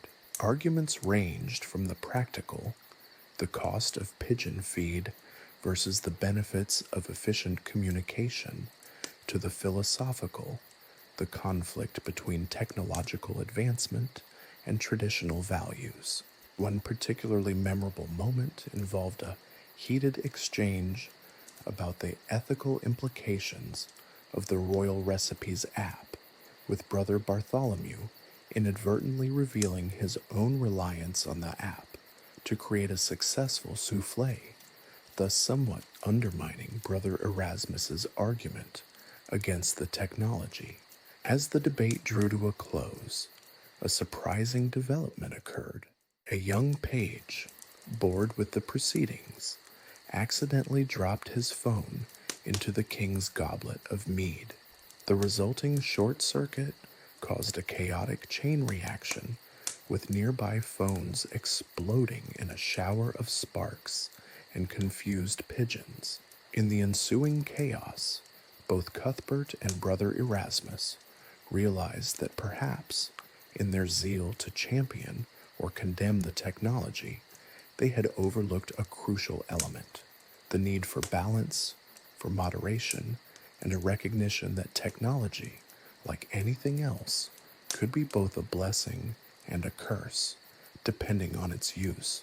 The great phone debate ended not with a resounding victory for either side, but with a mutual understanding, a grudging acceptance that smartphones were here to stay, but with the need for responsible use and a healthy dose of medieval skepticism. The king, wiping mead from his beard and his crown, declared a compromise. Smartphones were allowed, but with strict regulations, ensuring that they didn't disrupt essential aspects of medieval life. Brother Bartholomew was granted a special dispensation to use the Royal Recipes app, provided he promised never again to serve the king a souffle that tasted suspiciously of shoe polish. And so, the kingdom cautiously moved into the strange new era of medieval smartphone connectivity, forever changed by the great phone debate and its unexpectedly electrifying, literally, conclusion. The age of pigeon-powered connectivity continued, but with a newfound appreciation for the delicate balance between progress and tradition, a balance that, like the flight of a carrier pigeon, often proved to be unpredictable, but somehow always managed to get the message across. Chapter 3: Unexpected Consequences. The aftermath of the great phone debate left the kingdom in a state of uneasy truce, a fragile peace between the phone fanatics and the techophobes. While the debate had settled little in terms of grand philosophical pronouncements, it had undeniably spurred innovation. Nowhere was this more evident than in Cuthbert's blacksmith shop. Cuthbert, the charismatic champion of the phone fanatics, wasn't just a skilled blacksmith. He possessed a keen, almost unsettling aptitude for technology. He'd seen the potential of the smartphone beyond simple communication and messaging. He'd envisioned a future where technology could enhance, rather than replace the traditional crafts of his trade.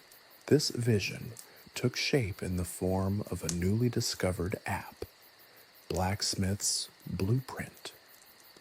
This revolutionary app wasn't some simple sketchpad.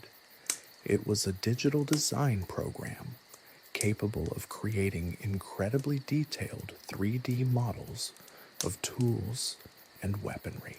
Imagine a medieval KD program, except far more intuitive and significantly less prone to crashing. Cuthbert, with his innate understanding of metalwork and his newfound mastery of the app, began crafting tools of unprecedented precision and intricacy. Gone were the days of rudimentary hammer and anvil approximations. Now, he could design intricate gears, perfectly balanced axes, and swords with curves so elegant they seemed almost sentient. Word of Cuthbert's creations spread like wildfire, carried not by slow messengers on weary horses, but by the instantaneous whispers of the village voice, App. His shop, once a modest affair tucked away in a quiet corner of the village, became a bustling hub of activity, a testament to the power of technological innovation. Knights from across the kingdom flocked to his forge, eager to commission swords and armor that were not only stronger and lighter, but also adorned with breathtaking detail, intricately carved designs that seemed almost impossible to achieve with traditional methods. The demand for Cuthbert's services quickly outstripped his capacity. He found himself facing a challenge not of skill, but of sheer production. This is where the Blacksmith's Apprentice app came into play. A brilliant piece of medieval tech, it allowed Cuthbert to essentially create a holographic blueprint of his creations. He could project these designs onto the workshop walls, allowing his apprentices, previously limited by their individual skills, to understand and replicate his complex designs with ease. Previously clumsy novices found themselves wielding hammers and chisels with a newfound precision, almost as if guided by an invisible hand. The app even offered step-by-step instructions, error correction features, and an internal timer to maintain optimal heat levels for the forge. The increase in productivity was nothing short of miraculous. What once took weeks to produce could now be completed in days, leading to a dramatic rise in Cuthbert's wealth and influence. His shop expanded, employing a larger team of apprentices, all of whom, surprisingly, had overcome their initial skepticism towards smartphones. The rhythmic clang of the hammers, previously a solitary sound echoing in the quiet countryside, now resounded as a powerful symphony of progress, driven by the unseen power of technology. But Cuthbert's success didn't come without its challenges. The increased demand for his services strained the kingdom's supply of raw materials. The once sufficient local mines couldn't keep pace with the exponentially increasing orders, creating a sudden shortage of quality iron and steel. This sparked a new wave of technological innovation, with engineers adapting the Siege Engine Planner app to create more efficient mining tools. The app's advanced calculations helped them locate richer ore deposits and streamline the extraction process. Furthermore, Cuthbert found himself facing competition, not just from traditional blacksmiths, but from a new breed of digital artisans. Some enterprising individuals discovered the app's potential and began using it to create their own unique designs. The blacksmithing profession, traditionally a closed guild with strict apprenticeships and trade secrets, was rapidly opening up, flooded with a wave of competition fueled by the ubiquitous presence of smartphones. The king, ever concerned with maintaining balance, and having learned from the souffle incident, convened a royal council to address the unintended consequences of Cuthbert's success. The issue wasn't merely economic, it touched upon social structures and the very fabric of medieval society. The debate raged. Should the kingdom control the app's distribution? Should there be limitations on its use? Should a blacksmithing equivalent of a royal seal of approval be established, ensuring quality standards in this new era of hyper-efficient production? Brother Erasmus, surprisingly, found himself playing a more conciliatory role in the discussion, while still wary of unchecked technological advancement. He acknowledged the undeniable benefits of Cuthbert's innovation. He proposed a compromise, a system of regulated technological progress, one that would balance efficiency with the preservation of traditional skills and craftsmanship. He advocated for apprenticeships that would combine traditional training with the mastery of the blacksmith's blueprint and blacksmith's apprentice apps.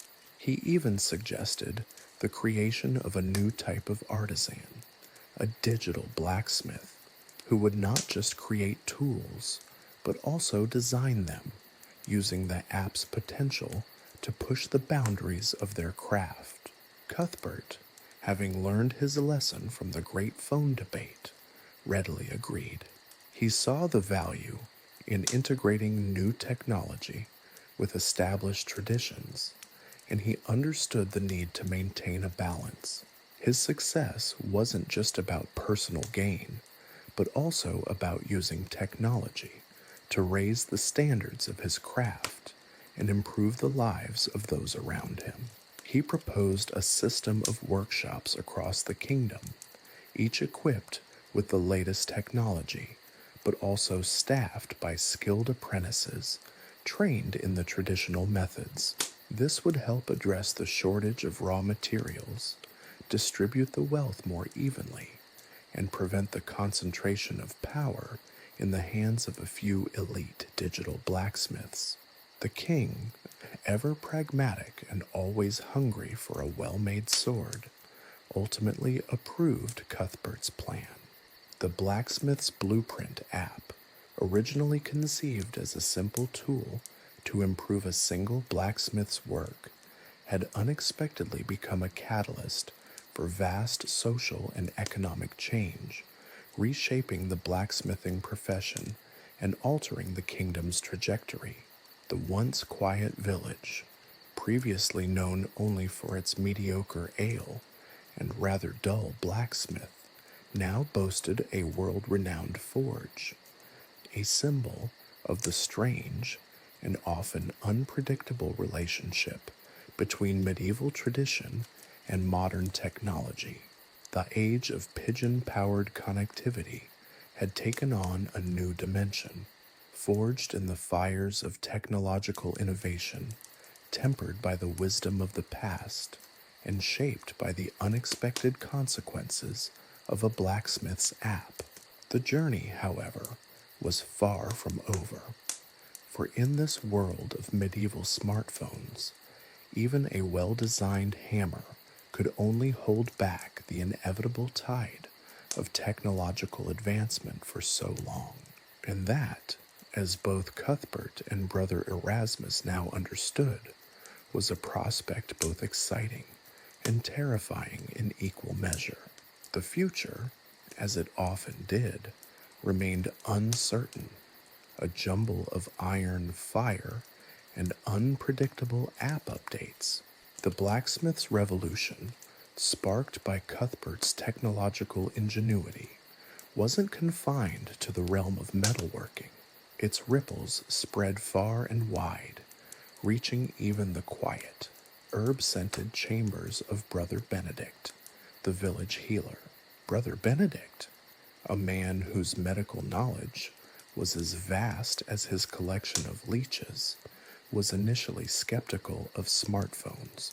He viewed them as a frivolous distraction, a shiny trinket that detracted from the ancient wisdom passed down through generations of healers. However, his skepticism crumbled when faced with the stark reality of a particularly vicious outbreak of, well, let's just call it the crud.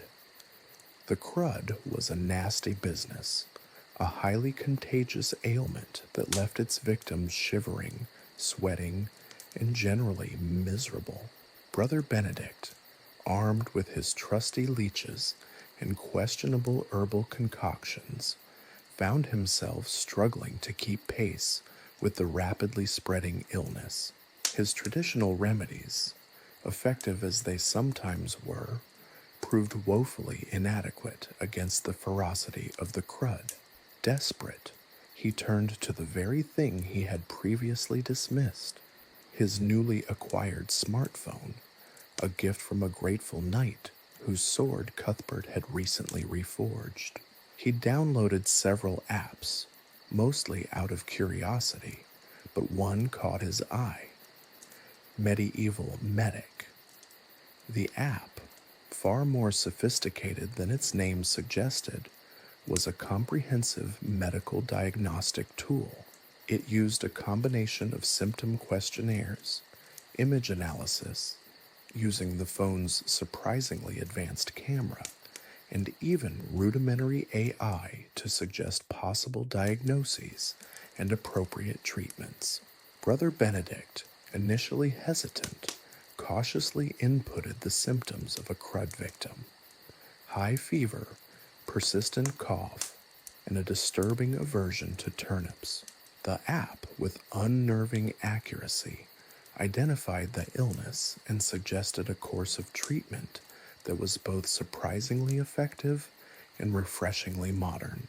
Instead of relying solely on leeches and questionable potions, the app recommended a regimen of rest, hydration, and surprisingly, a specific blend of readily available herbs previously considered too common to be efficacious. The results were nothing short of miraculous. The crud, once a looming threat, began to recede. Patients, previously confined to their beds, recovered swiftly, their only complaint being the slightly bitter taste of the miracle cure, as it was quickly dubbed. Brother Benedict, initially flustered by the app's power, quickly learned to embrace its potential. His once chaotic treatment plans were replaced by organized schedules, accurately tailored to each patient's condition. His reputation skyrocketed, transforming him from a village healer to a respected medical innovator. However, Benedict's newfound success was met with considerable resistance. His colleagues, steeped in traditional healing practices, viewed his reliance on the Medieval Medic app with suspicion and outright hostility. They whispered of witchcraft, of unholy alliances with unseen forces, and most troublingly, of a severe shortage of leeches due to the diminished demand for their services. One particularly skeptical elder healer, a gruff old fellow named Brother Giles, accused Benedict of using sorcery.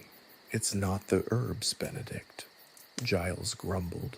"It's black magic. Those glowing rectangles. They're the tools of the devil."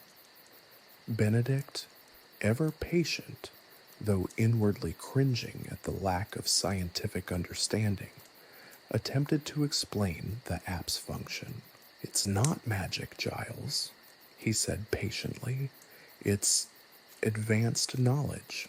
This small device contains the accumulated wisdom of countless healers, organized and readily accessible." Giles remained unconvinced. He decided to replicate the app's magic through more traditional means. He He spent days brewing elaborate concoctions, whispering incantations over bubbling cauldrons, and attempting to infuse ordinary herbs with the mystical aura he perceived emanating from Benedict's phone. His attempts, predictably, failed spectacularly. One concoction turned patient's skin an alarming shade of purple. Another caused uncontrollable giggling fits that lasted for days. Despite these setbacks, Giles remained resolute, his faith in the power of folk remedies unshaken. Others took a different approach. Brother Theodore, a younger healer known for his fascination with alchemy, attempted to build a physical replica of the phone, hoping to capture its essence.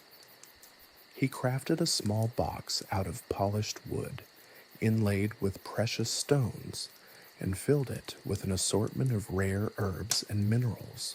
He even wired it up to a complex system of pulleys and weights, convinced that the app's power somehow resided in its internal mechanics. Naturally, his magical phone did nothing but attract a large number of curious rats. Benedict's popularity continued to rise, however, as the medieval medic app proved invaluable in combating other ailments. It helped him diagnose and treat everything from broken bones. The app even suggested innovative splinting techniques to severe toothaches, which thankfully did not involve leeches. He even used it to analyze the peculiar rash affecting the king's prize-winning pig, a diagnosis that involved a surprising amount of high-resolution photography and some surprisingly precise instructions regarding pig-friendly ointment. News of Benedict's technological prowess spread beyond the village. Healers from neighboring communities came to seek his advice and witness the marvel of the medieval medic. Some were converts, immediately embracing the app's potential. Others remained skeptical, clinging to their traditional methods, but even they couldn't deny the app's effectiveness. The app, however, had unforeseen consequences. The reliance on its advanced diagnostic capabilities led to a decline in the study of traditional herbalism and the art of diagnosis through observation. Younger healers, fascinated by the technology, neglected the more fundamental aspects of their craft. Brother Benedict, recognizing this danger, began incorporating traditional techniques back into his practice, using the app as a supplementary tool, not a replacement for his own skills and knowledge. He established an apprenticeship program, training young healers in both traditional and technological methods, ensuring a balanced approach to medical care in this strangely anachronistic world.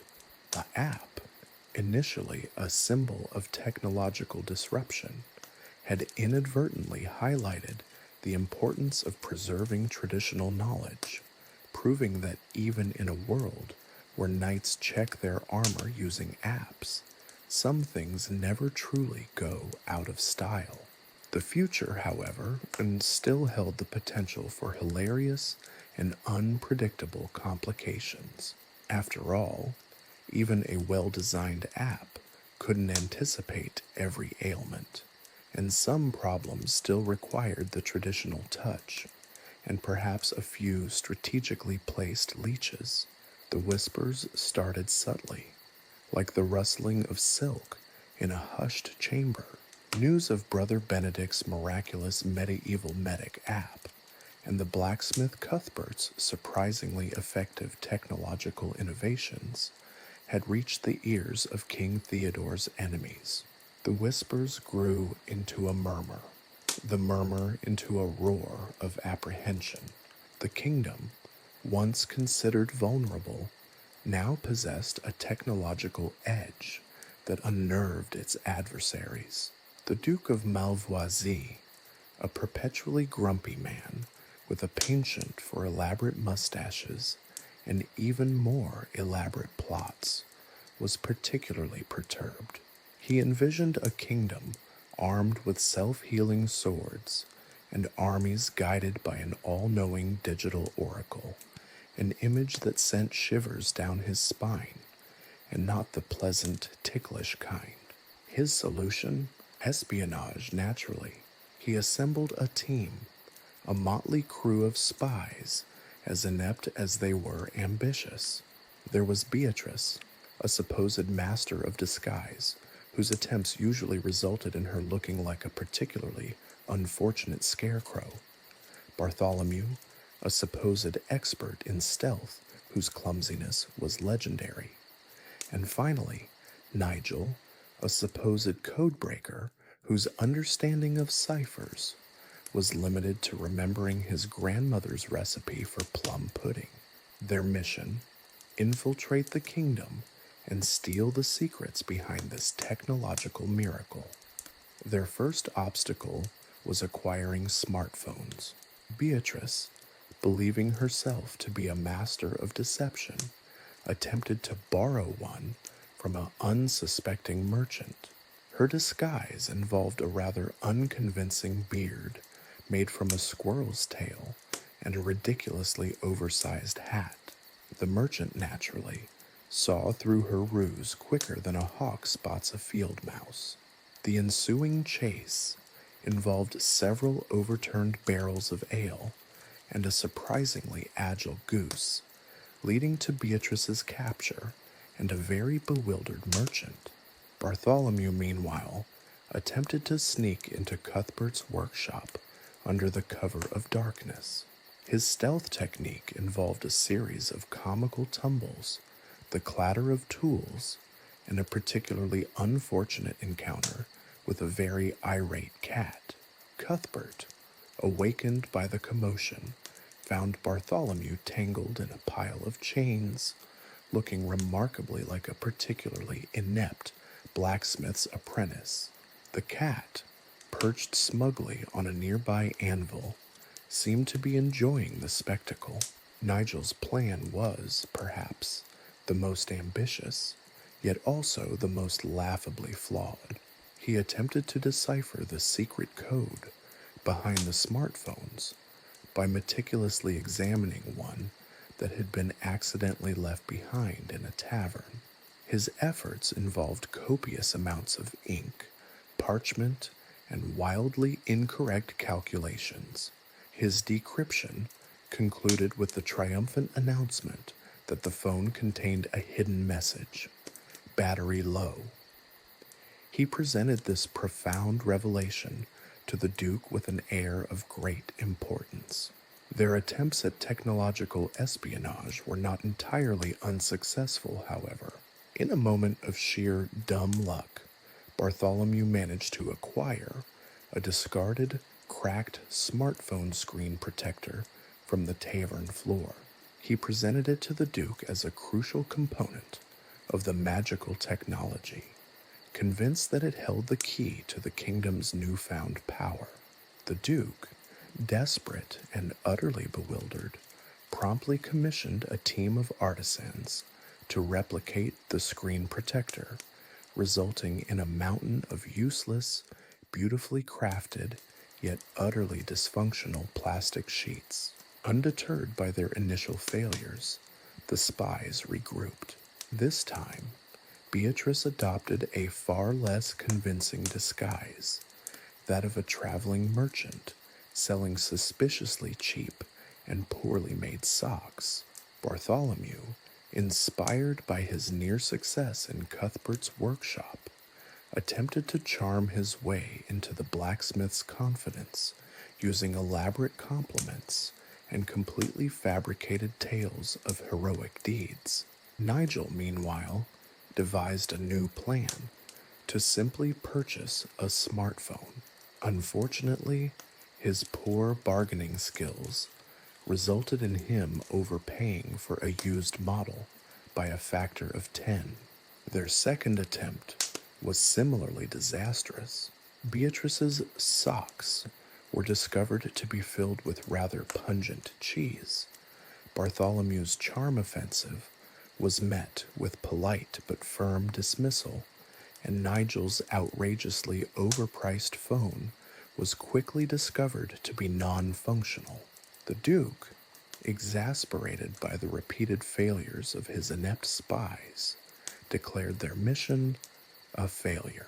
He decided to focus on more traditional methods of warfare, even though the image of the kingdom, equipped with app-based weaponry, continued to haunt his nightmares. News of the failed espionage mission traveled quickly. It spread not only through the usual channels of gossip and rumor, but also via the ever-expanding network of smartphones. Cuthbert, amused by the whole affair, added a new feature to the chainmail app, a spy alert function that sent out a notification whenever anyone attempted an unauthorized access of his workshop. This added layer of security, coupled with the ongoing amusement at the sheer incompetence of the Duke's spies, made the kingdom's technological advantage even more secure. The inept spy's tale, however, became a legendary one, a testament to the fact that even in the face of technological advancements, human incompetence remained a constant and reliable force. After all, even the most advanced technology can't completely mitigate the effects of a poorly conceived plan, a squirrel tailbeard, and a very grumpy cat. And thus, the technological warfare between the kingdoms began, albeit a rather comical and ineffective one. The tale of the Duke's inept spies and their hilarious misadventures became a popular subject in taverns across the land. Bards sang their stories, embellishing them with each telling, adding details of accidental explosions, near misses with irate villagers, and mishaps of breathtaking proportions. The tales served as a cautionary reminder of the unpredictable nature of technology, even in a world where knights could check their armor with a simple tap of a screen. But more than that, the stories of Beatrice, Bartholomew, and Nigel's failures highlighted a fundamental truth about medieval life, a truth that even smartphones couldn't change. Human absurdity and chaotic unpredictability remained a constant, reliable element in the narrative of daily life, a comedy to which even the most advanced technology could only add a layer of chaotic hilarity.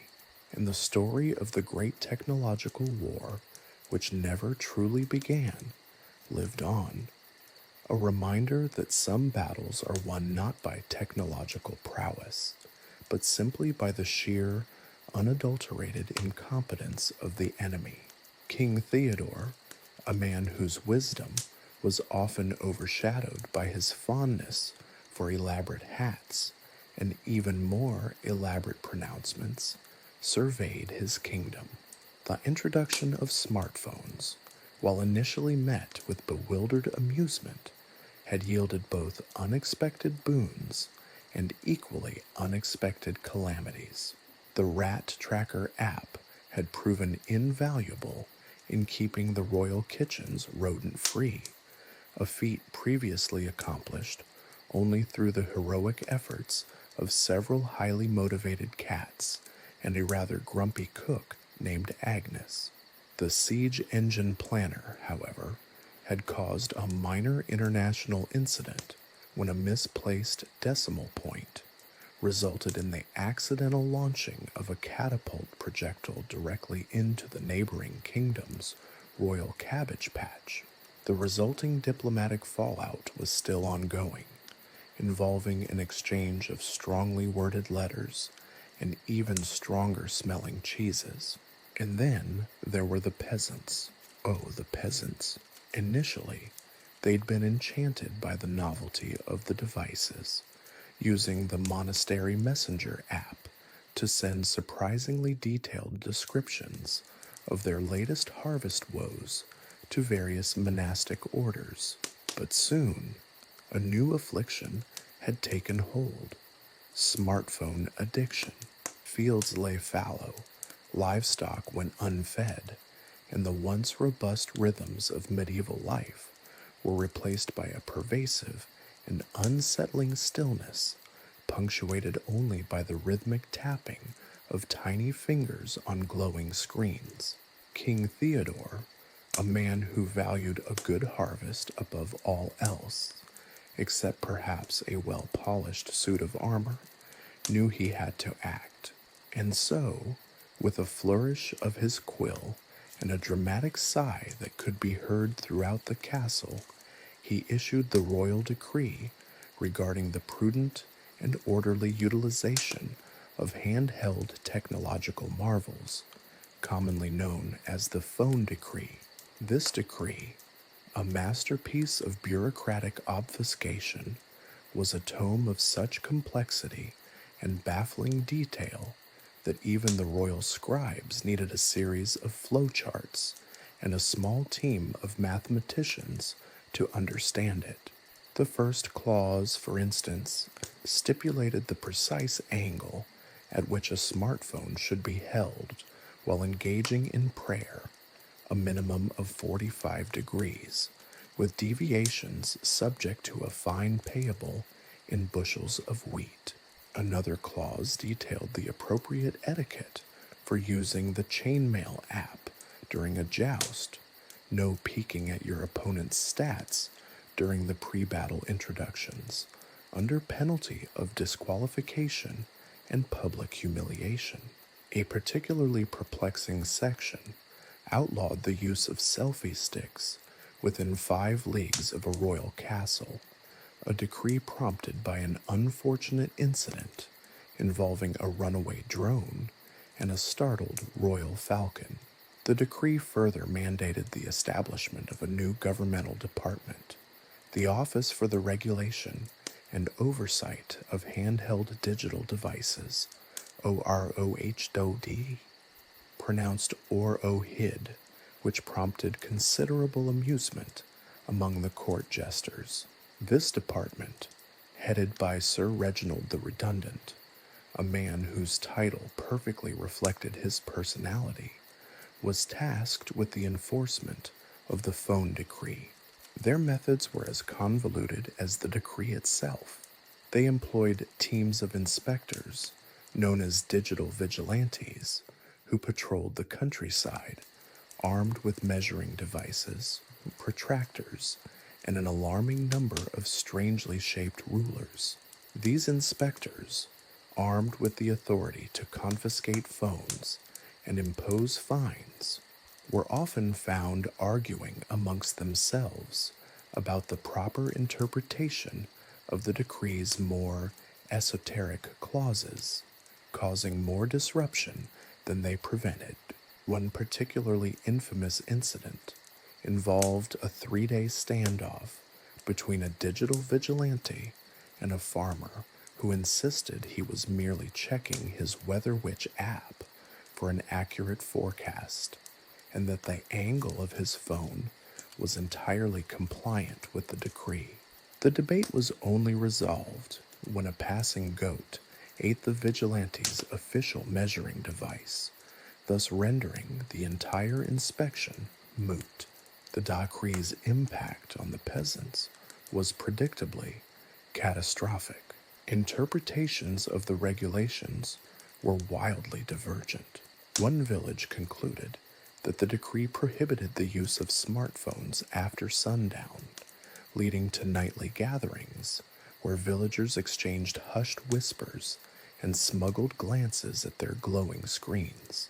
Another village interpreted a clause concerning proper phone-holding posture as a mandate for all phone usage to be performed while standing on one leg, leading to numerous reports of peasants spraining ankles and phones crashing into mud puddles.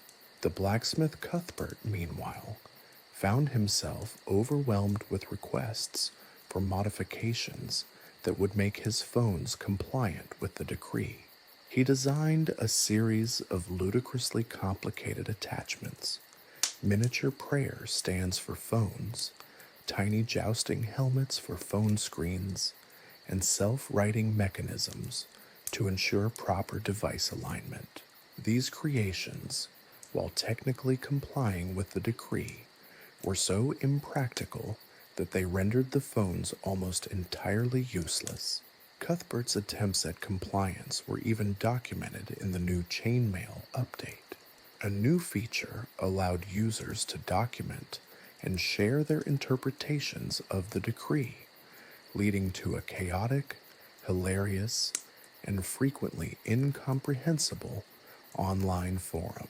The sheer volume of posts and the utter randomness of the interpretations added another layer to the kingdom's comedic technological mayhem.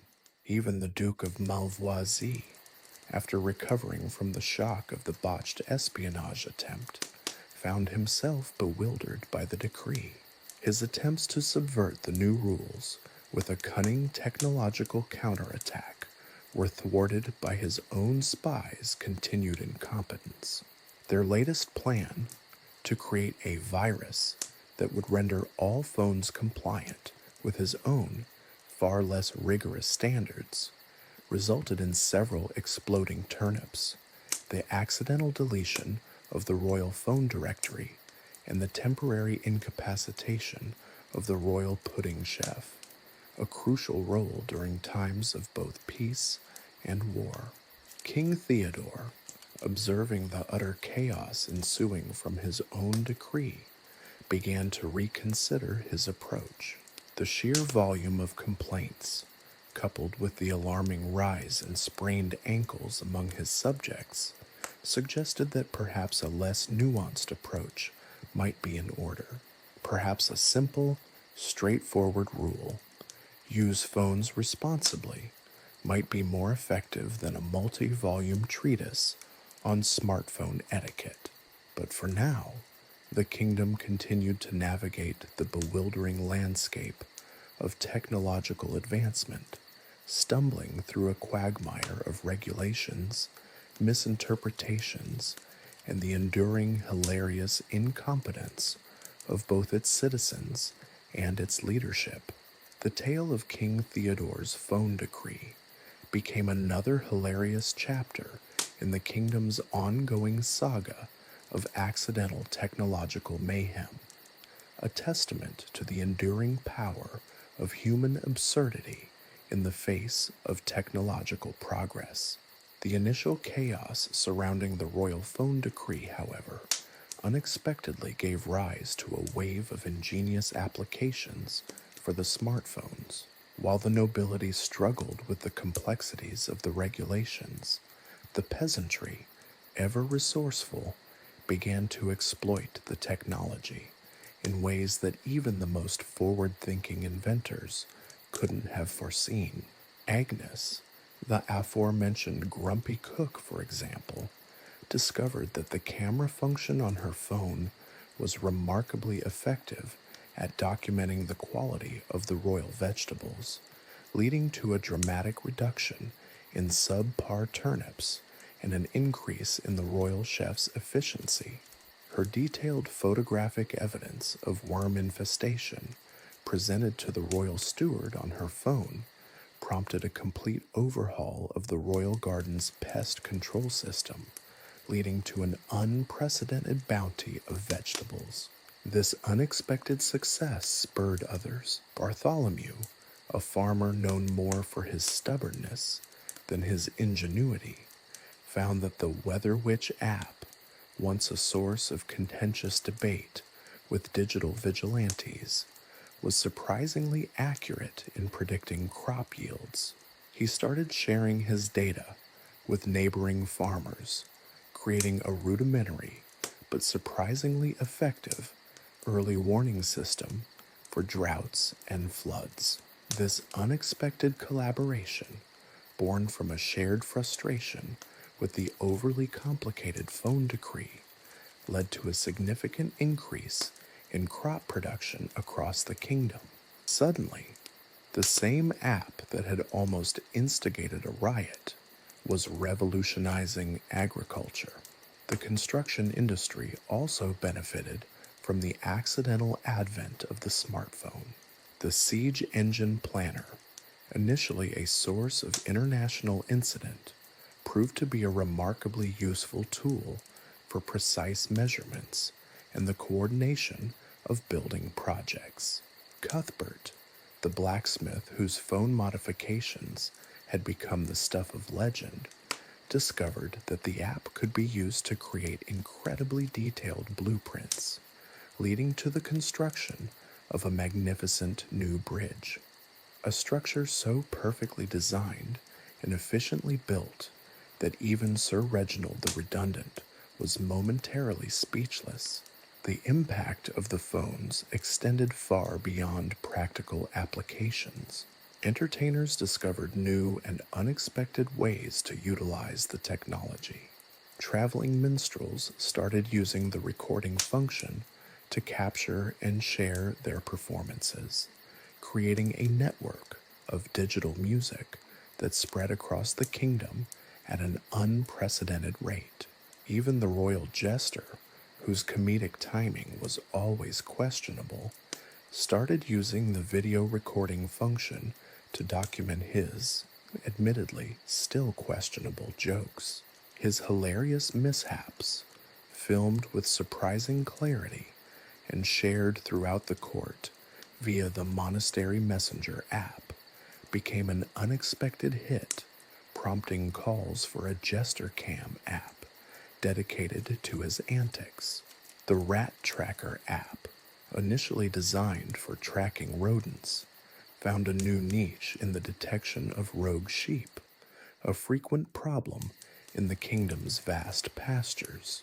A shepherd named Ilara, known for her uncanny ability to lose her sheep in the most obvious places, discovered that using the app's GPS function meant she could pinpoint the exact location of her woolly wanderers, solving a problem that had plagued her family for generations.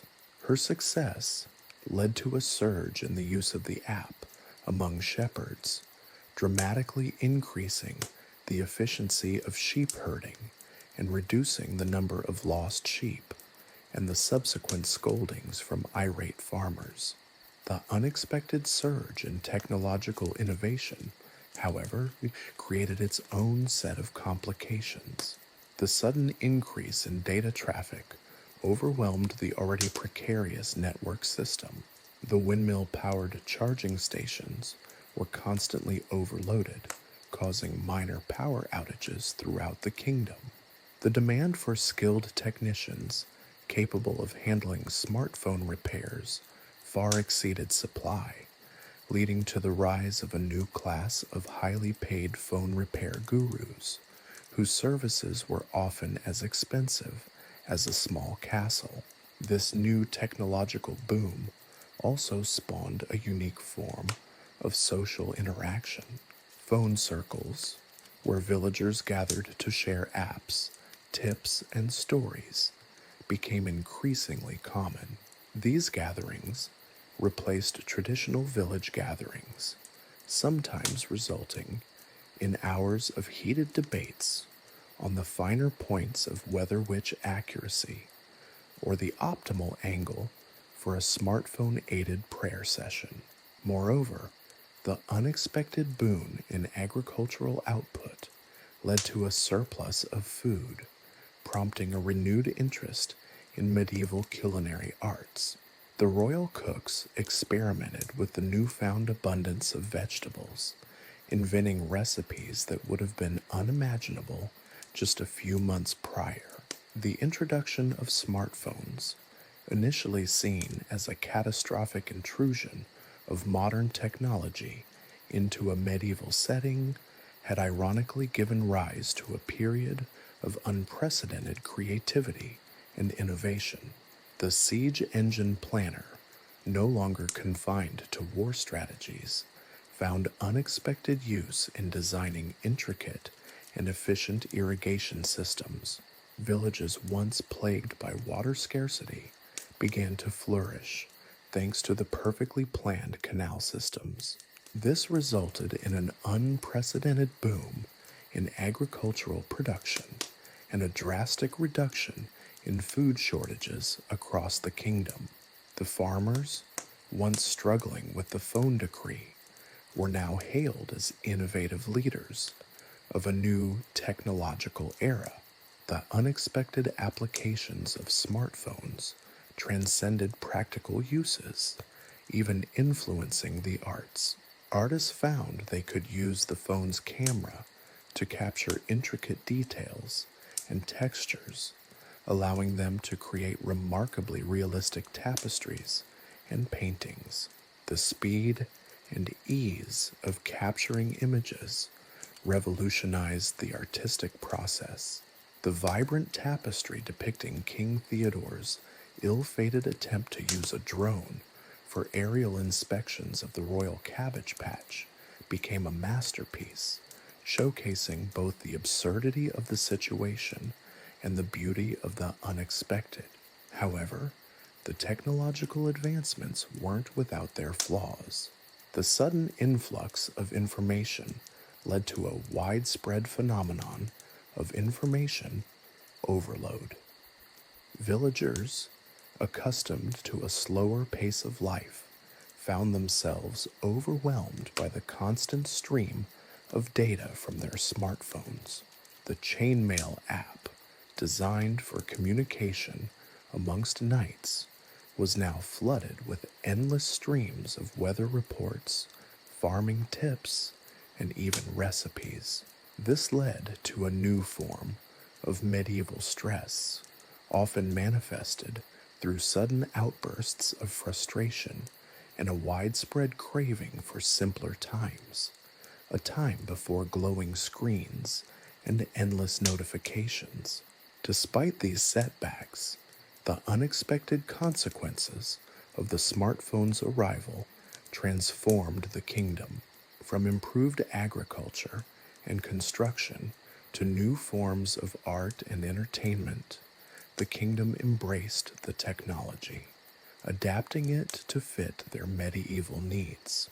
King Theodore, witnessing the unprecedented growth and progress, finally admitted that his convoluted phone decree was, perhaps, a tad excessive.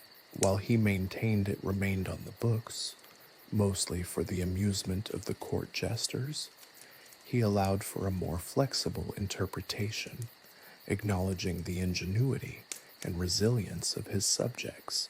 The story of the medieval phones was far from over, but it was clear that the kingdom, through a mixture of chaos, ingenuity, and a healthy dose of medieval absurdity, had successfully navigated the complexities of modern technology. And who knew, perhaps there was still a market for Cuthbert's self-writing phone stands. One could never truly underestimate the resourcefulness of the medieval mind, especially when armed with a smartphone and a healthy dose of stubbornness. The kingdom, once teetering on the brink of technological chaos, was now blooming in an unexpected technological spring. Chapter 4: A New Medieval Order. The initial bewilderment gradually gave way to a grudging acceptance, then a cautious experimentation, and finally, a surprising embrace of the smartphones. The kingdom, initially thrown into chaos by the royal phone decree, began to find a rhythm, a peculiar, anachronistic waltz between the old ways and the newfangled technology. The blacksmiths, once solely focused on crafting swords and horseshoes, found themselves unexpectedly in high demand, their skills now crucial for repairing the fragile devices. Cuthbert, the legendary tinkerer, became a celebrity, his customized phone stands and windmill-powered charging stations the envy of the entire kingdom. His workshop, once a quiet corner of the village, now bustled with activity, a constant stream of nobles, peasants, and even the royal jester lining up for his services. The demand for his self-writing phone stands was so high, he had to start taking appointments. The monasteries, initially wary of the diabolical devices, discovered a surprising use for the Monastery Messenger app. Instead of handwritten missives, they could now instantly share sermons, prayers, and then even recipes for monastic preserves across the entire kingdom. The speed and efficiency with which they could now disseminate religious pronouncements led to a surprising surge in piety, as the instant gratification of receiving a blessed message outweighed any initial concerns about technological heresy. The monks, ever resourceful, even found a way to integrate the smartphone's alarm function into their daily prayer schedule, a feat that left the court astrologers utterly baffled.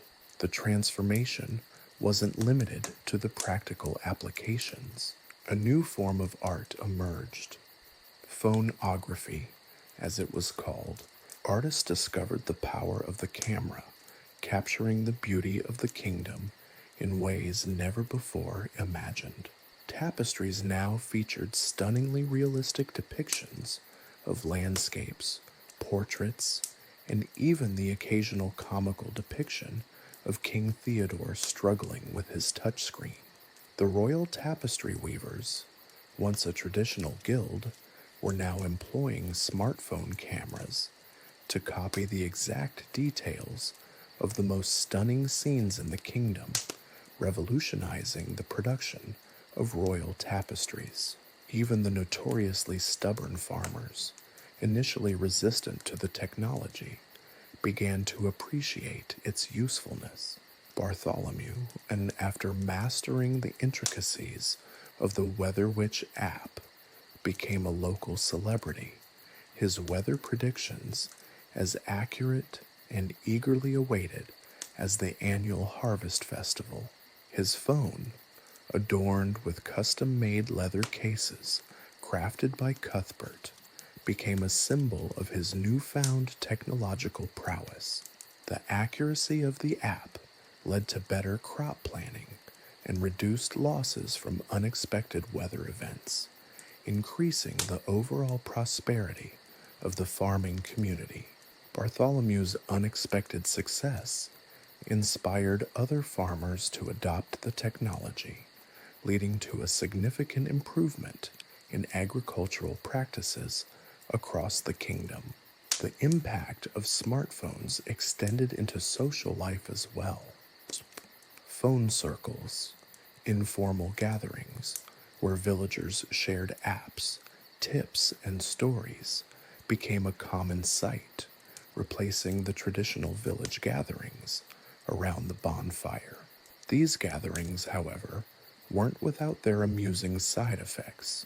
Arguments over the interpretation of the Weather Witch app's predictions, often heated and passionate, became a regular feature of village life, replacing earlier debates over the best method of threshing wheat.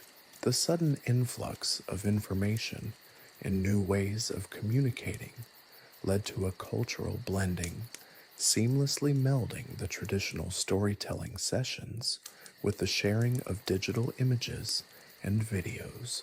The legal system also adapted.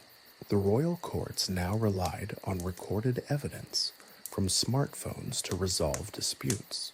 The jester cam, initially a novelty, proved to be unexpectedly useful in court cases, its videos providing undeniable, though sometimes bewildering, visual evidence.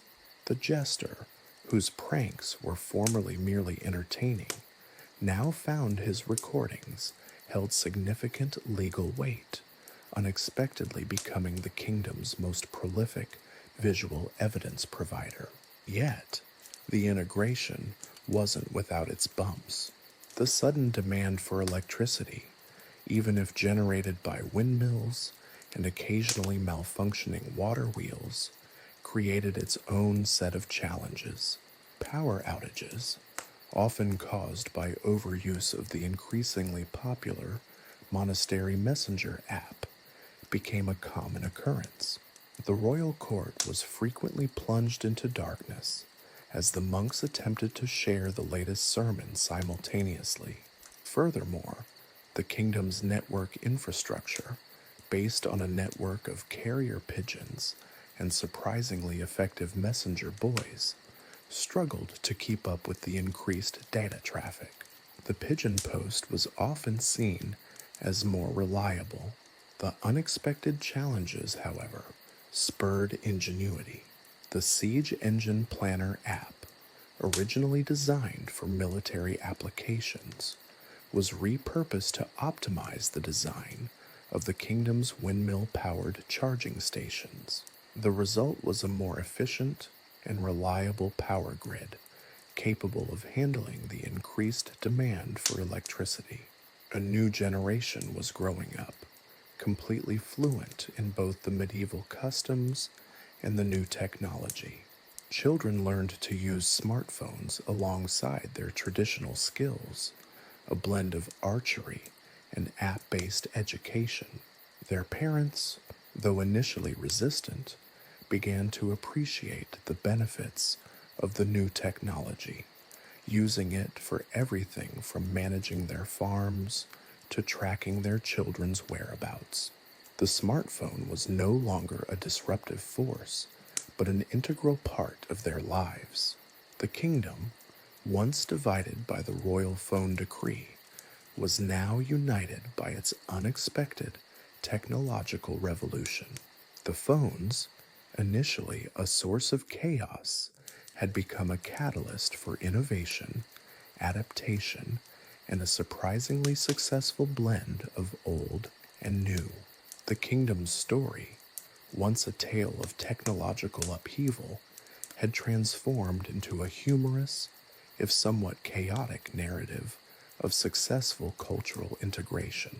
King Theodore, ever the pragmatist, found himself surprisingly pleased with the results. While he still maintained the royal phone decree, mostly for appearances, he secretly enjoyed the unintended consequences of his attempt at technological control. After all, a king could always use a good laugh, particularly if it involved the jester's misadventures, which were now meticulously documented, time-stamped, and easily shared across the kingdom. The medieval phones saga proved that even the most jarring anachronisms could, with enough medieval ingenuity and a healthy dose of stubbornness, lead to unexpected and hilarious outcomes. And it all started with a rather ill-conceived royal decree. The introduction of smartphones had not only revolutionized communication and daily life, but also spurred a wave of innovation previously unimaginable in the kingdom. Cuthbert's windmill-powered charging stations, initially a novelty, were now being adapted for larger-scale power generation. Entire villages were experimenting with wind farms, a concept that initially baffled the court architects who had envisioned elaborate, gravity-powered systems for electricity. The wind farms, however, were proving remarkably efficient, a testament to the resourcefulness of the kingdom's engineers, many of whom were former blacksmiths who had transitioned to electronics repair. The sight of a field dotted with whirring windmills, each powering a network of charging stations, became a common sight, a symbol of the kingdom's surprising technological prowess. This newfound energy independence, however, brought its own set of challenges. The fluctuating nature of wind power often led to unexpected power outages, plunging villages into darkness at unpredictable intervals.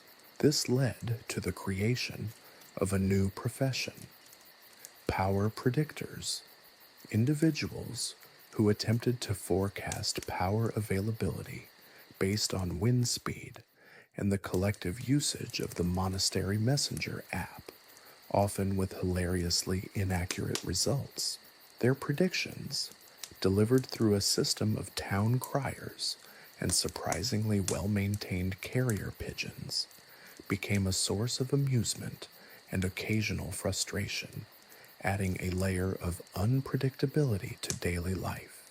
The rise of phonography led to a complete revolution in the arts. Artists, empowered by the smartphone camera, were capturing the kingdom's landscapes with breathtaking realism. Suddenly, the traditional art of tapestry weaving had to compete with the ease and efficiency of producing high-resolution digital images and videos. Tapestries, once laborious works of art, now often served as backdrops for high-quality digital photos displayed on large, custom-made screens meticulously crafted by Cuthbert and his team, of course. The art world was in an uproar, but the king enjoyed the new technology, finding himself frequently featured in these remarkable photos, often in comical poses, unintentionally, of course. The emergence of new apps further complicated life, leading to both amusement and confusion. The medieval matchmaker app, designed to help singles find partners, caused unexpected social upheaval. It led to several ludicrously ill-suited pairings and a surprising number of elopements, mostly fueled by misinterpretations of profiles and occasionally glitchy interfaces. The kingdom's clergy were kept busy untangling the marital chaos, frequently resorting to good old-fashioned divination to resolve disputes between ill-matched couples. Meanwhile, the app developers, a group of surprisingly skilled monks, were frantically working on updates to improve the algorithm amidst much prayer and the faint smell of incense. The Siege Engine Planner app, initially intended for military use, found surprisingly diverse applications, from designing more efficient watermills to planning optimal routes for the royal carriages. The app's versatility proved to be a boon to the kingdom's administration. Its use even extended to architectural design, with castles now being planned using detailed three-dimensional models created through the app. The architects, initially skeptical, were now openly praising the app's capabilities, admitting that their quill and parchment simply could not match its power and accuracy. Even the kingdom's legal system underwent a transformation. The jester cam, as previously mentioned, had become a vital tool in the royal courts, providing irrefutable visual evidence in various disputes, usually hilarious evidence. The jester, once known for his pranks and silly songs, had become an unintentional legal expert, his videos often being replayed multiple times by judges and jurors alike. His popularity skyrocketed, and he became remarkably adept at using the Jester Cam's features, adding slow-motion replays and zooming in on key moments. This brought him unexpectedly into conflict with the court scribes, who suddenly found their meticulous note-taking skills rendered mostly redundant. The Rat Tracker app, initially hailed as a revolutionary tool for pest control, had a somewhat different impact. While it did help locate rat infestations, its user interface proved overly complex, leading to more confusion than help in some instances. Furthermore, The app had an alarming tendency to misidentify cats as rats, causing several unfortunate incidents involving startled felines and angry villagers. Its developers, a group of court wizards still adjusting to modern technology, were constantly patching bugs and attempting to improve its accuracy. These constant updates, however, meant even more power outages, often occurring at the most inopportune moments. Amidst the technological chaos, a surprising cultural synthesis emerged.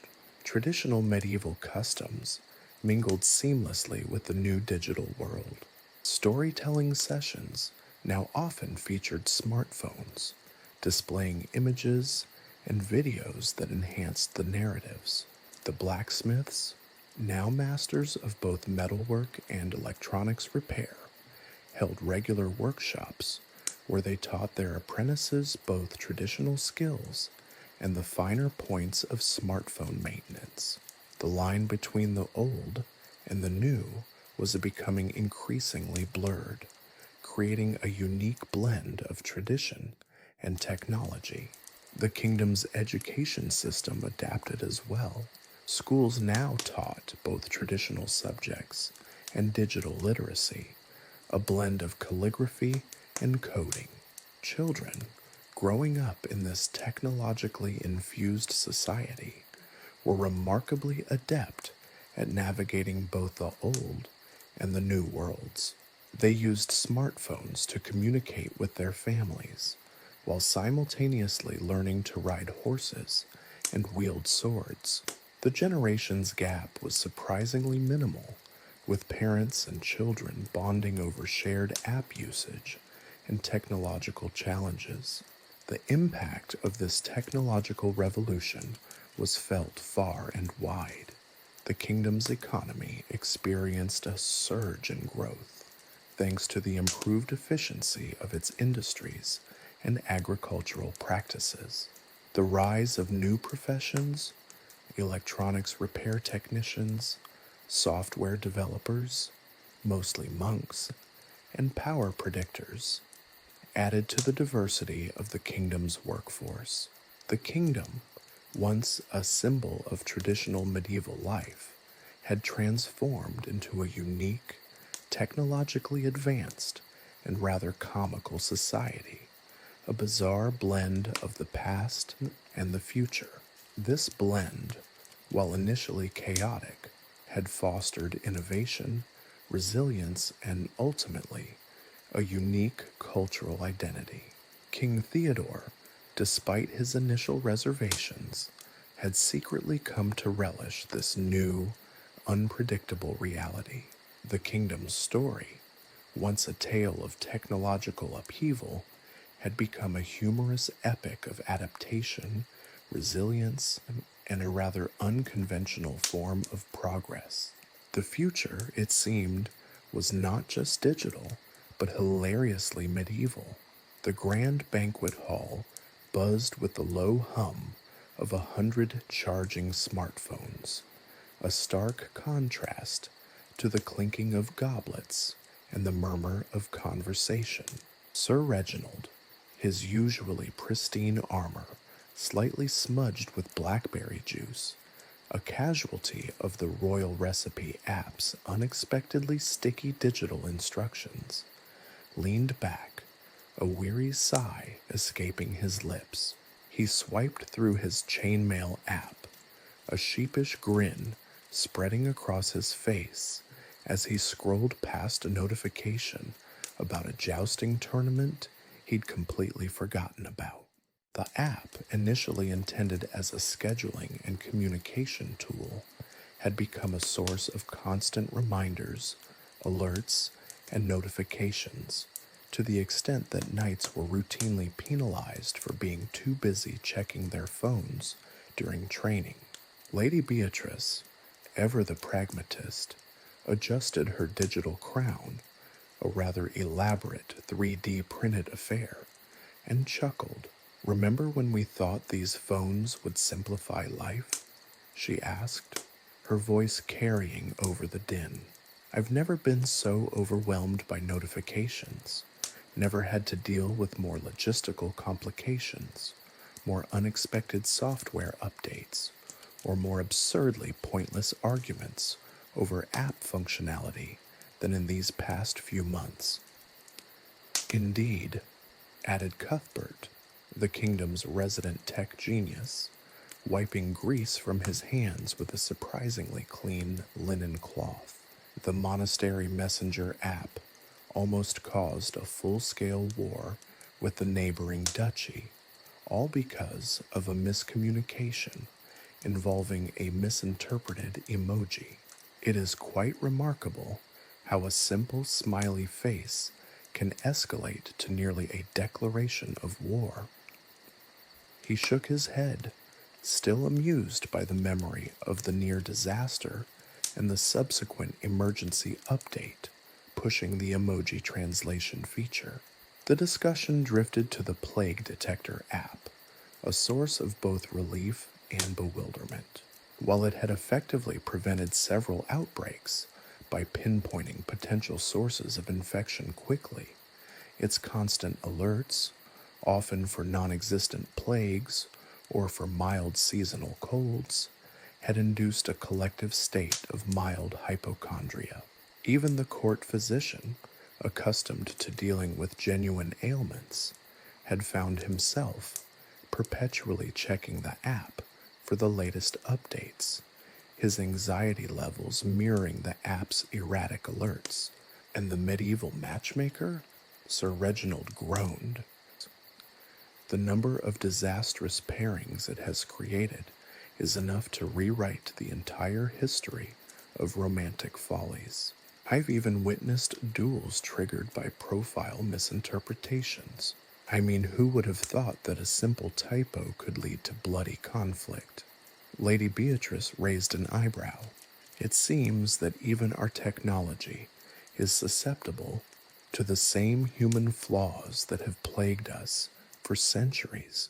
The matchmaker isn't a magical solution to love, any more than our phones are a guaranteed path to happiness. She paused, taking a sip of wine. Perhaps we should have paid more attention to the old ways of finding love, through poetry, serenades, the traditional methods that stood the test of time before this technological torrent. Cuthbert nodded in agreement. The irony isn't lost on me. We sought to improve efficiency, to streamline processes, and yet the result has been a chaotic frenzy of notifications, updates, and technical glitches. Our lives are more complicated than ever. We are spending so much time on these devices that it takes more time to manage than the actual work. But we are certainly not alone. Cuthbert gestured around the hall, where individuals could be seen juggling smartphones and various medieval duties simultaneously. Look around the hall. The blacksmith who can fix a broken phone in seconds is spending hours repairing the device that should have been helping him make faster repairs. Their conversation touched on the unexpected benefits of the old ways. The meticulous calligraphy of the court scribes, once deemed obsolete, was now highly valued for its aesthetic beauty and painstaking precision, something that even the most high-definition screens couldn't replicate perfectly. The traditional art of storytelling, enhanced rather than replaced by technology, had experienced a renaissance. The rhythm of farm life, despite the introduction of mechanized tools, powered, of course, by those ever-whimsical windmills, remained soothing and grounding, a welcome contrast to the relentless notifications and pings of their digital companions. The Siege Engine Planner app, while incredibly useful, had inadvertently led to an obsession with optimization.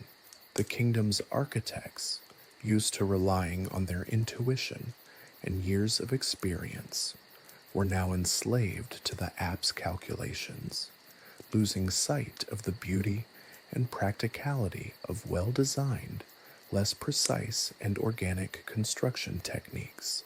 This was a recurring pattern. Many of the apps, despite their usefulness, had led to a dependence and loss of traditional skills.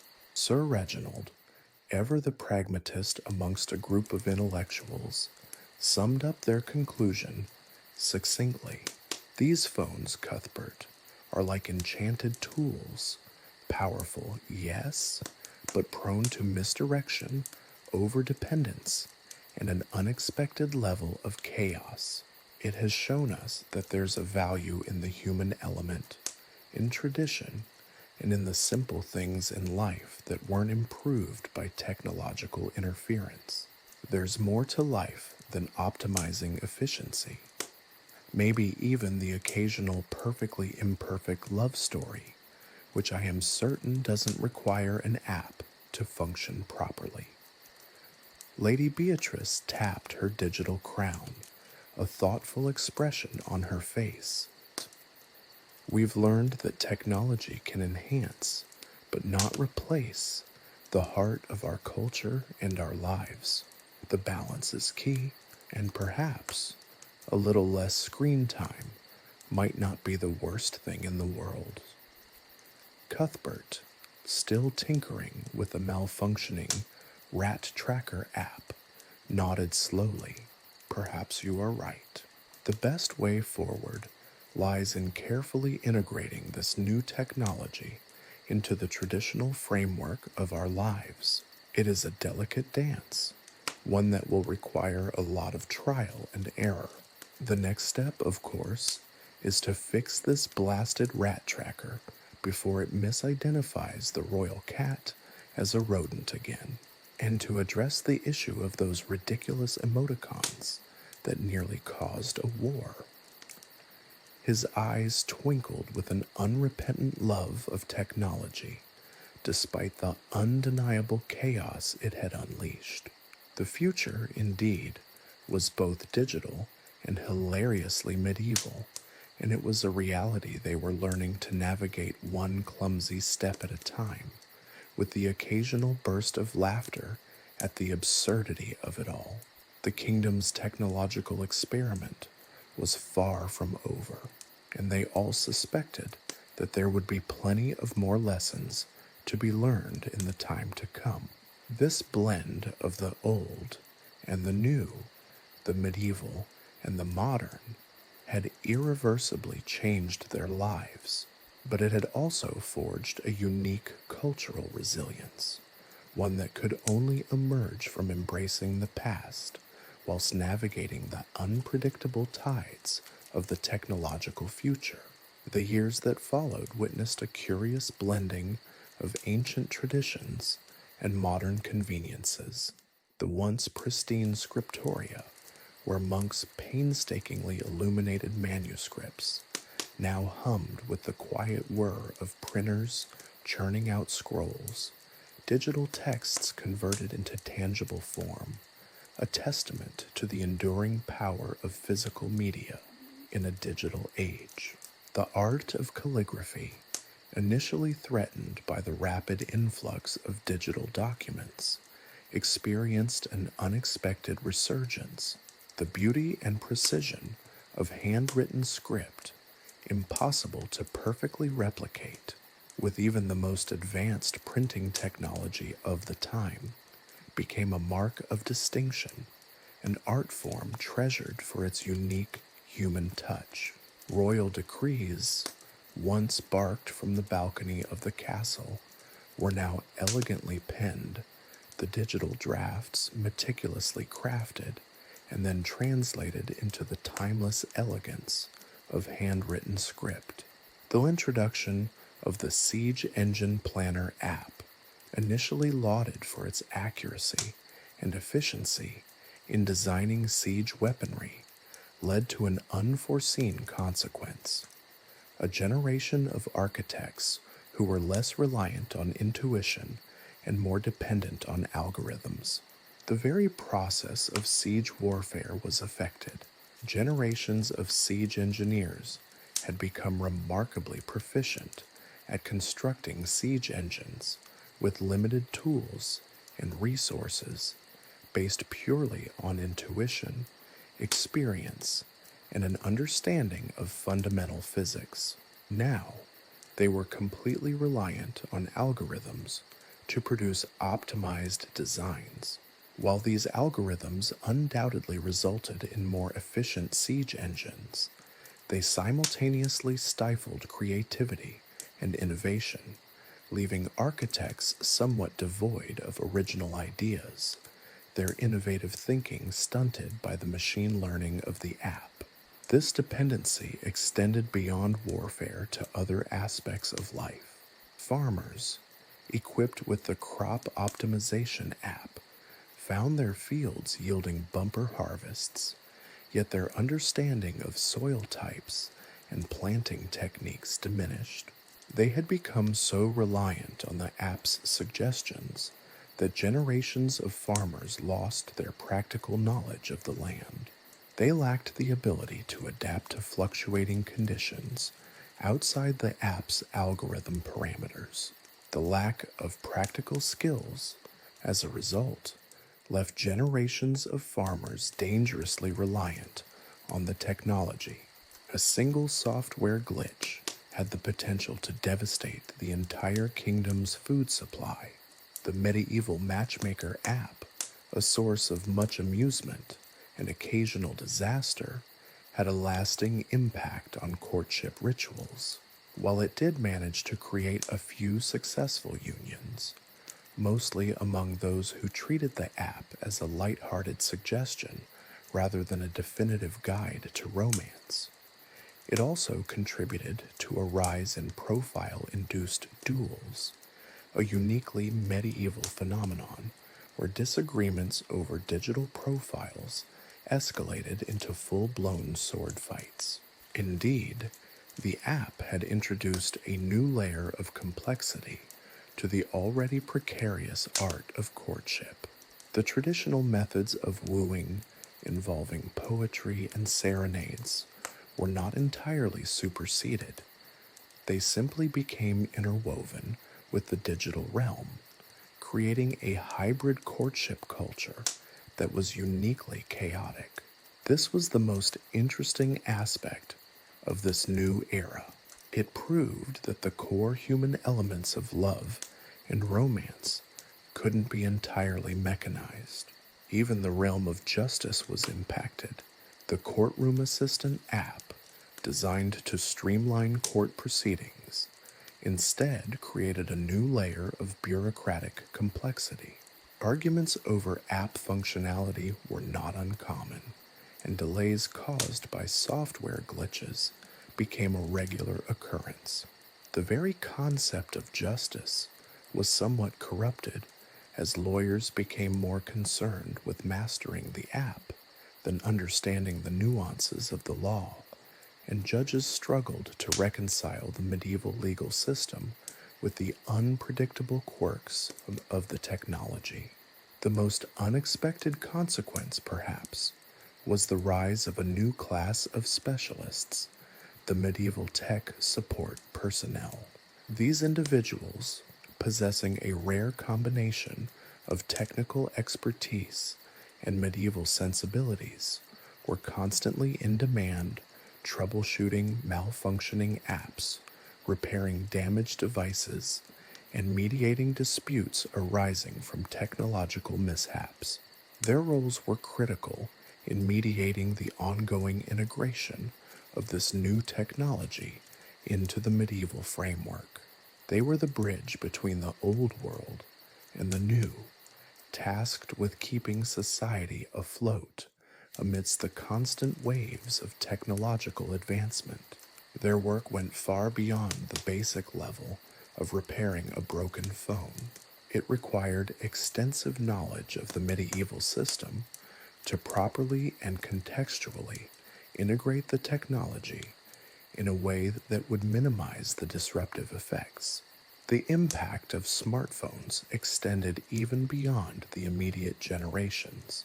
Historians of future centuries would marvel at this peculiar era, an age where knights wielded both swords and smartphones, where peasants tracked plagues with apps, and where love was sought both through serenades and digital profiles.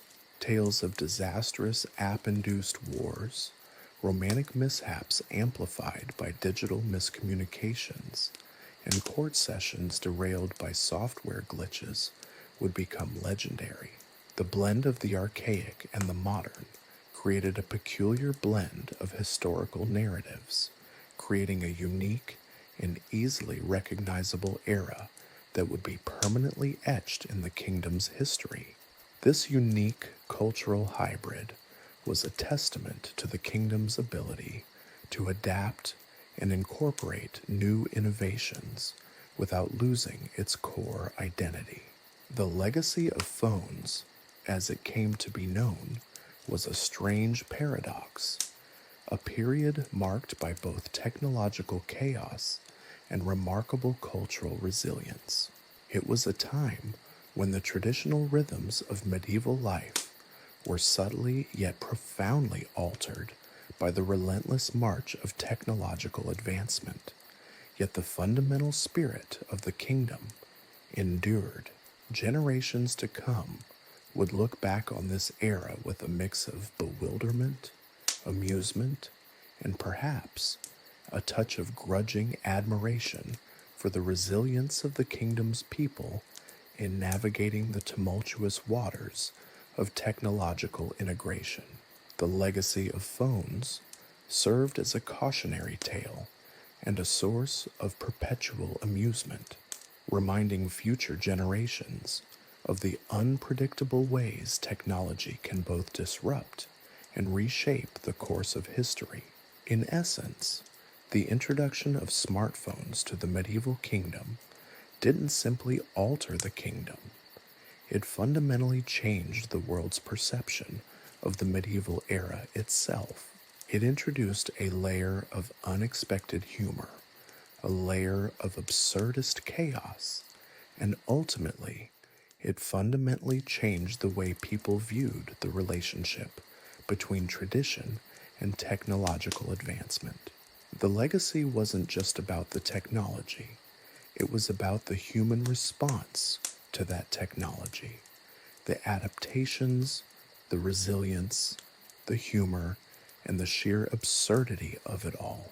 It was a testament to the ingenuity of the medieval kingdom, its adaptability, and its ability to embrace the impossible while retaining its core identity.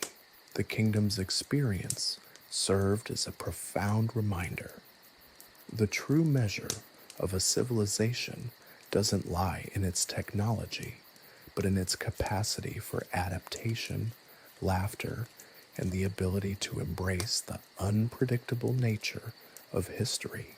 The clatter of hooves on cobblestones, once the soundtrack of medieval life, was now often punctuated by the insistent buzz of notifications.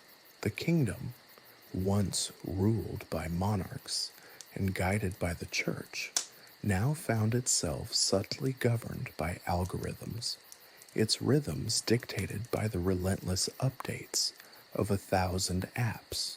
This wasn't just a technological shift, it was a cultural upheaval, a societal rewiring on a scale unseen before, or perhaps only rivaled by the advent of the printing press centuries later. Our modern world, with its ubiquitous smartphones, offers a strangely familiar parallel. We too are tethered to our devices, navigating a digital landscape that mirrors in many ways the chaotic integration of smartphones into the medieval kingdom. We check our news feeds, the digital equivalent of the town crier, for updates on global events, often neglecting the realities of our immediate surroundings, just as the medieval peasants, enthralled by their rat trackers, overlooked the actual rodents scurrying in their thatched roofs. Consider the social impact. Our modern lives are interwoven with social media, a tapestry of curated selves and fleeting interactions. This reflects, albeit in a far more sophisticated manner, the chaotic courtship rituals born from the medieval matchmaker app. We build online personas, meticulously crafting our digital profiles, engaging in virtual flirtations and digital arguments, much like our medieval counterparts who fought duels over perceived slights in their app-generated dating profiles. The very fabric of human connection is being redefined, not by courtly love or arranged marriages, but by likes, shares, and the ever-elusive perfect selfie. The parallels extend beyond social interaction. The kingdom's dependence on the crop optimization app mirrors our own reliance on technology in agriculture. We use sophisticated machinery guided by complex software, which, while increasing efficiency, can also make us dangerously reliant on technology. A system failure, a software glitch, could decimate our food supply in a way that would have been unimaginable just a few decades ago. Much like a simple error in the medieval app could leave the kingdom facing famine. Even the administration of justice, that cornerstone of any civilized society, finds an echo in the kingdom's experience. Our legal systems are increasingly reliant on digital databases, automated processes, and complex software programs. While this increases efficiency and access to information, it also introduces vulnerabilities. A cyber attack, a data breach, or even a simple software malfunction could paralyze the courts, obstructing justice in a manner similar to how the courtroom assistant app frequently caused disruptions in the medieval kingdom. The rise of medieval tech support finds its modern equivalent in our legions of IT specialists, cybersecurity experts, and data analysts. They are the unsung heroes of our digital age, the quiet guardians who keep the systems running, mediating the conflicts, and rectifying the glitches that arise from our intricate digital infrastructure. They are the modern-day equivalents of the kingdom's bridge between the past and the future, between the old ways and the new technology. The humor of the medieval kingdom's experience, however, goes deeper than mere anachronistic juxtaposition. It's a reflection of our own foibles, our own vulnerabilities, our own increasingly complex relationship with technology. The absurdity of a knight charging his smartphone with a windmill, a peasant using a plague detector app, or a monarch consulting a siege engine planner app underscores the inherent disconnect between technological progress and the human condition. Ultimately, the tale of the medieval phones isn't just a comical romp through a fantastical past. It's a satire on the human condition, a timeless observation on our tendency towards dependence, our fascination with new technologies, and our often strained relationship with progress itself.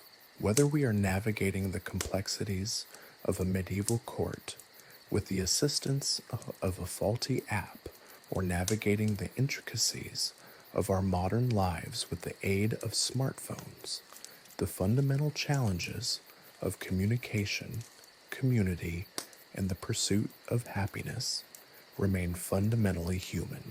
The kingdom's experience isn't just about the technology, it's about the ongoing struggle to maintain our humanity amidst the relentless tide of technological advancement. The enduring lesson, transcending centuries and technological disparities, is the persistent human need for connection, meaning, and perhaps a good laugh in the face of adversity. The medieval kingdom, armed with its smartphones and its centuries old traditions, found a way to navigate the chaos, to adapt, and ultimately to survive. In doing so, it offers us a powerful mirror to examine our own relationship with technology, urging us to ponder the enduring value of human connection and the importance of maintaining a balanced perspective amidst the relentless pace of modern life, a life not so different from that lived within the walls of the kingdom, a kingdom simultaneously archaic and shockingly modern. The enduring truth is that humanity, at its core, remains the same, whether wielding a sword or a smartphone. The challenge remains, then, in finding a harmonious balance between our technological progress and our fundamentally human needs. The laughter, the frustration, and the enduring resilience of the kingdom serve as both a cautionary tale and a testament to the enduring human spirit, a spirit unchanged by time, technology, or even the occasional app malfunction. The human condition persists. Technology simply provides a new backdrop to its unfolding drama.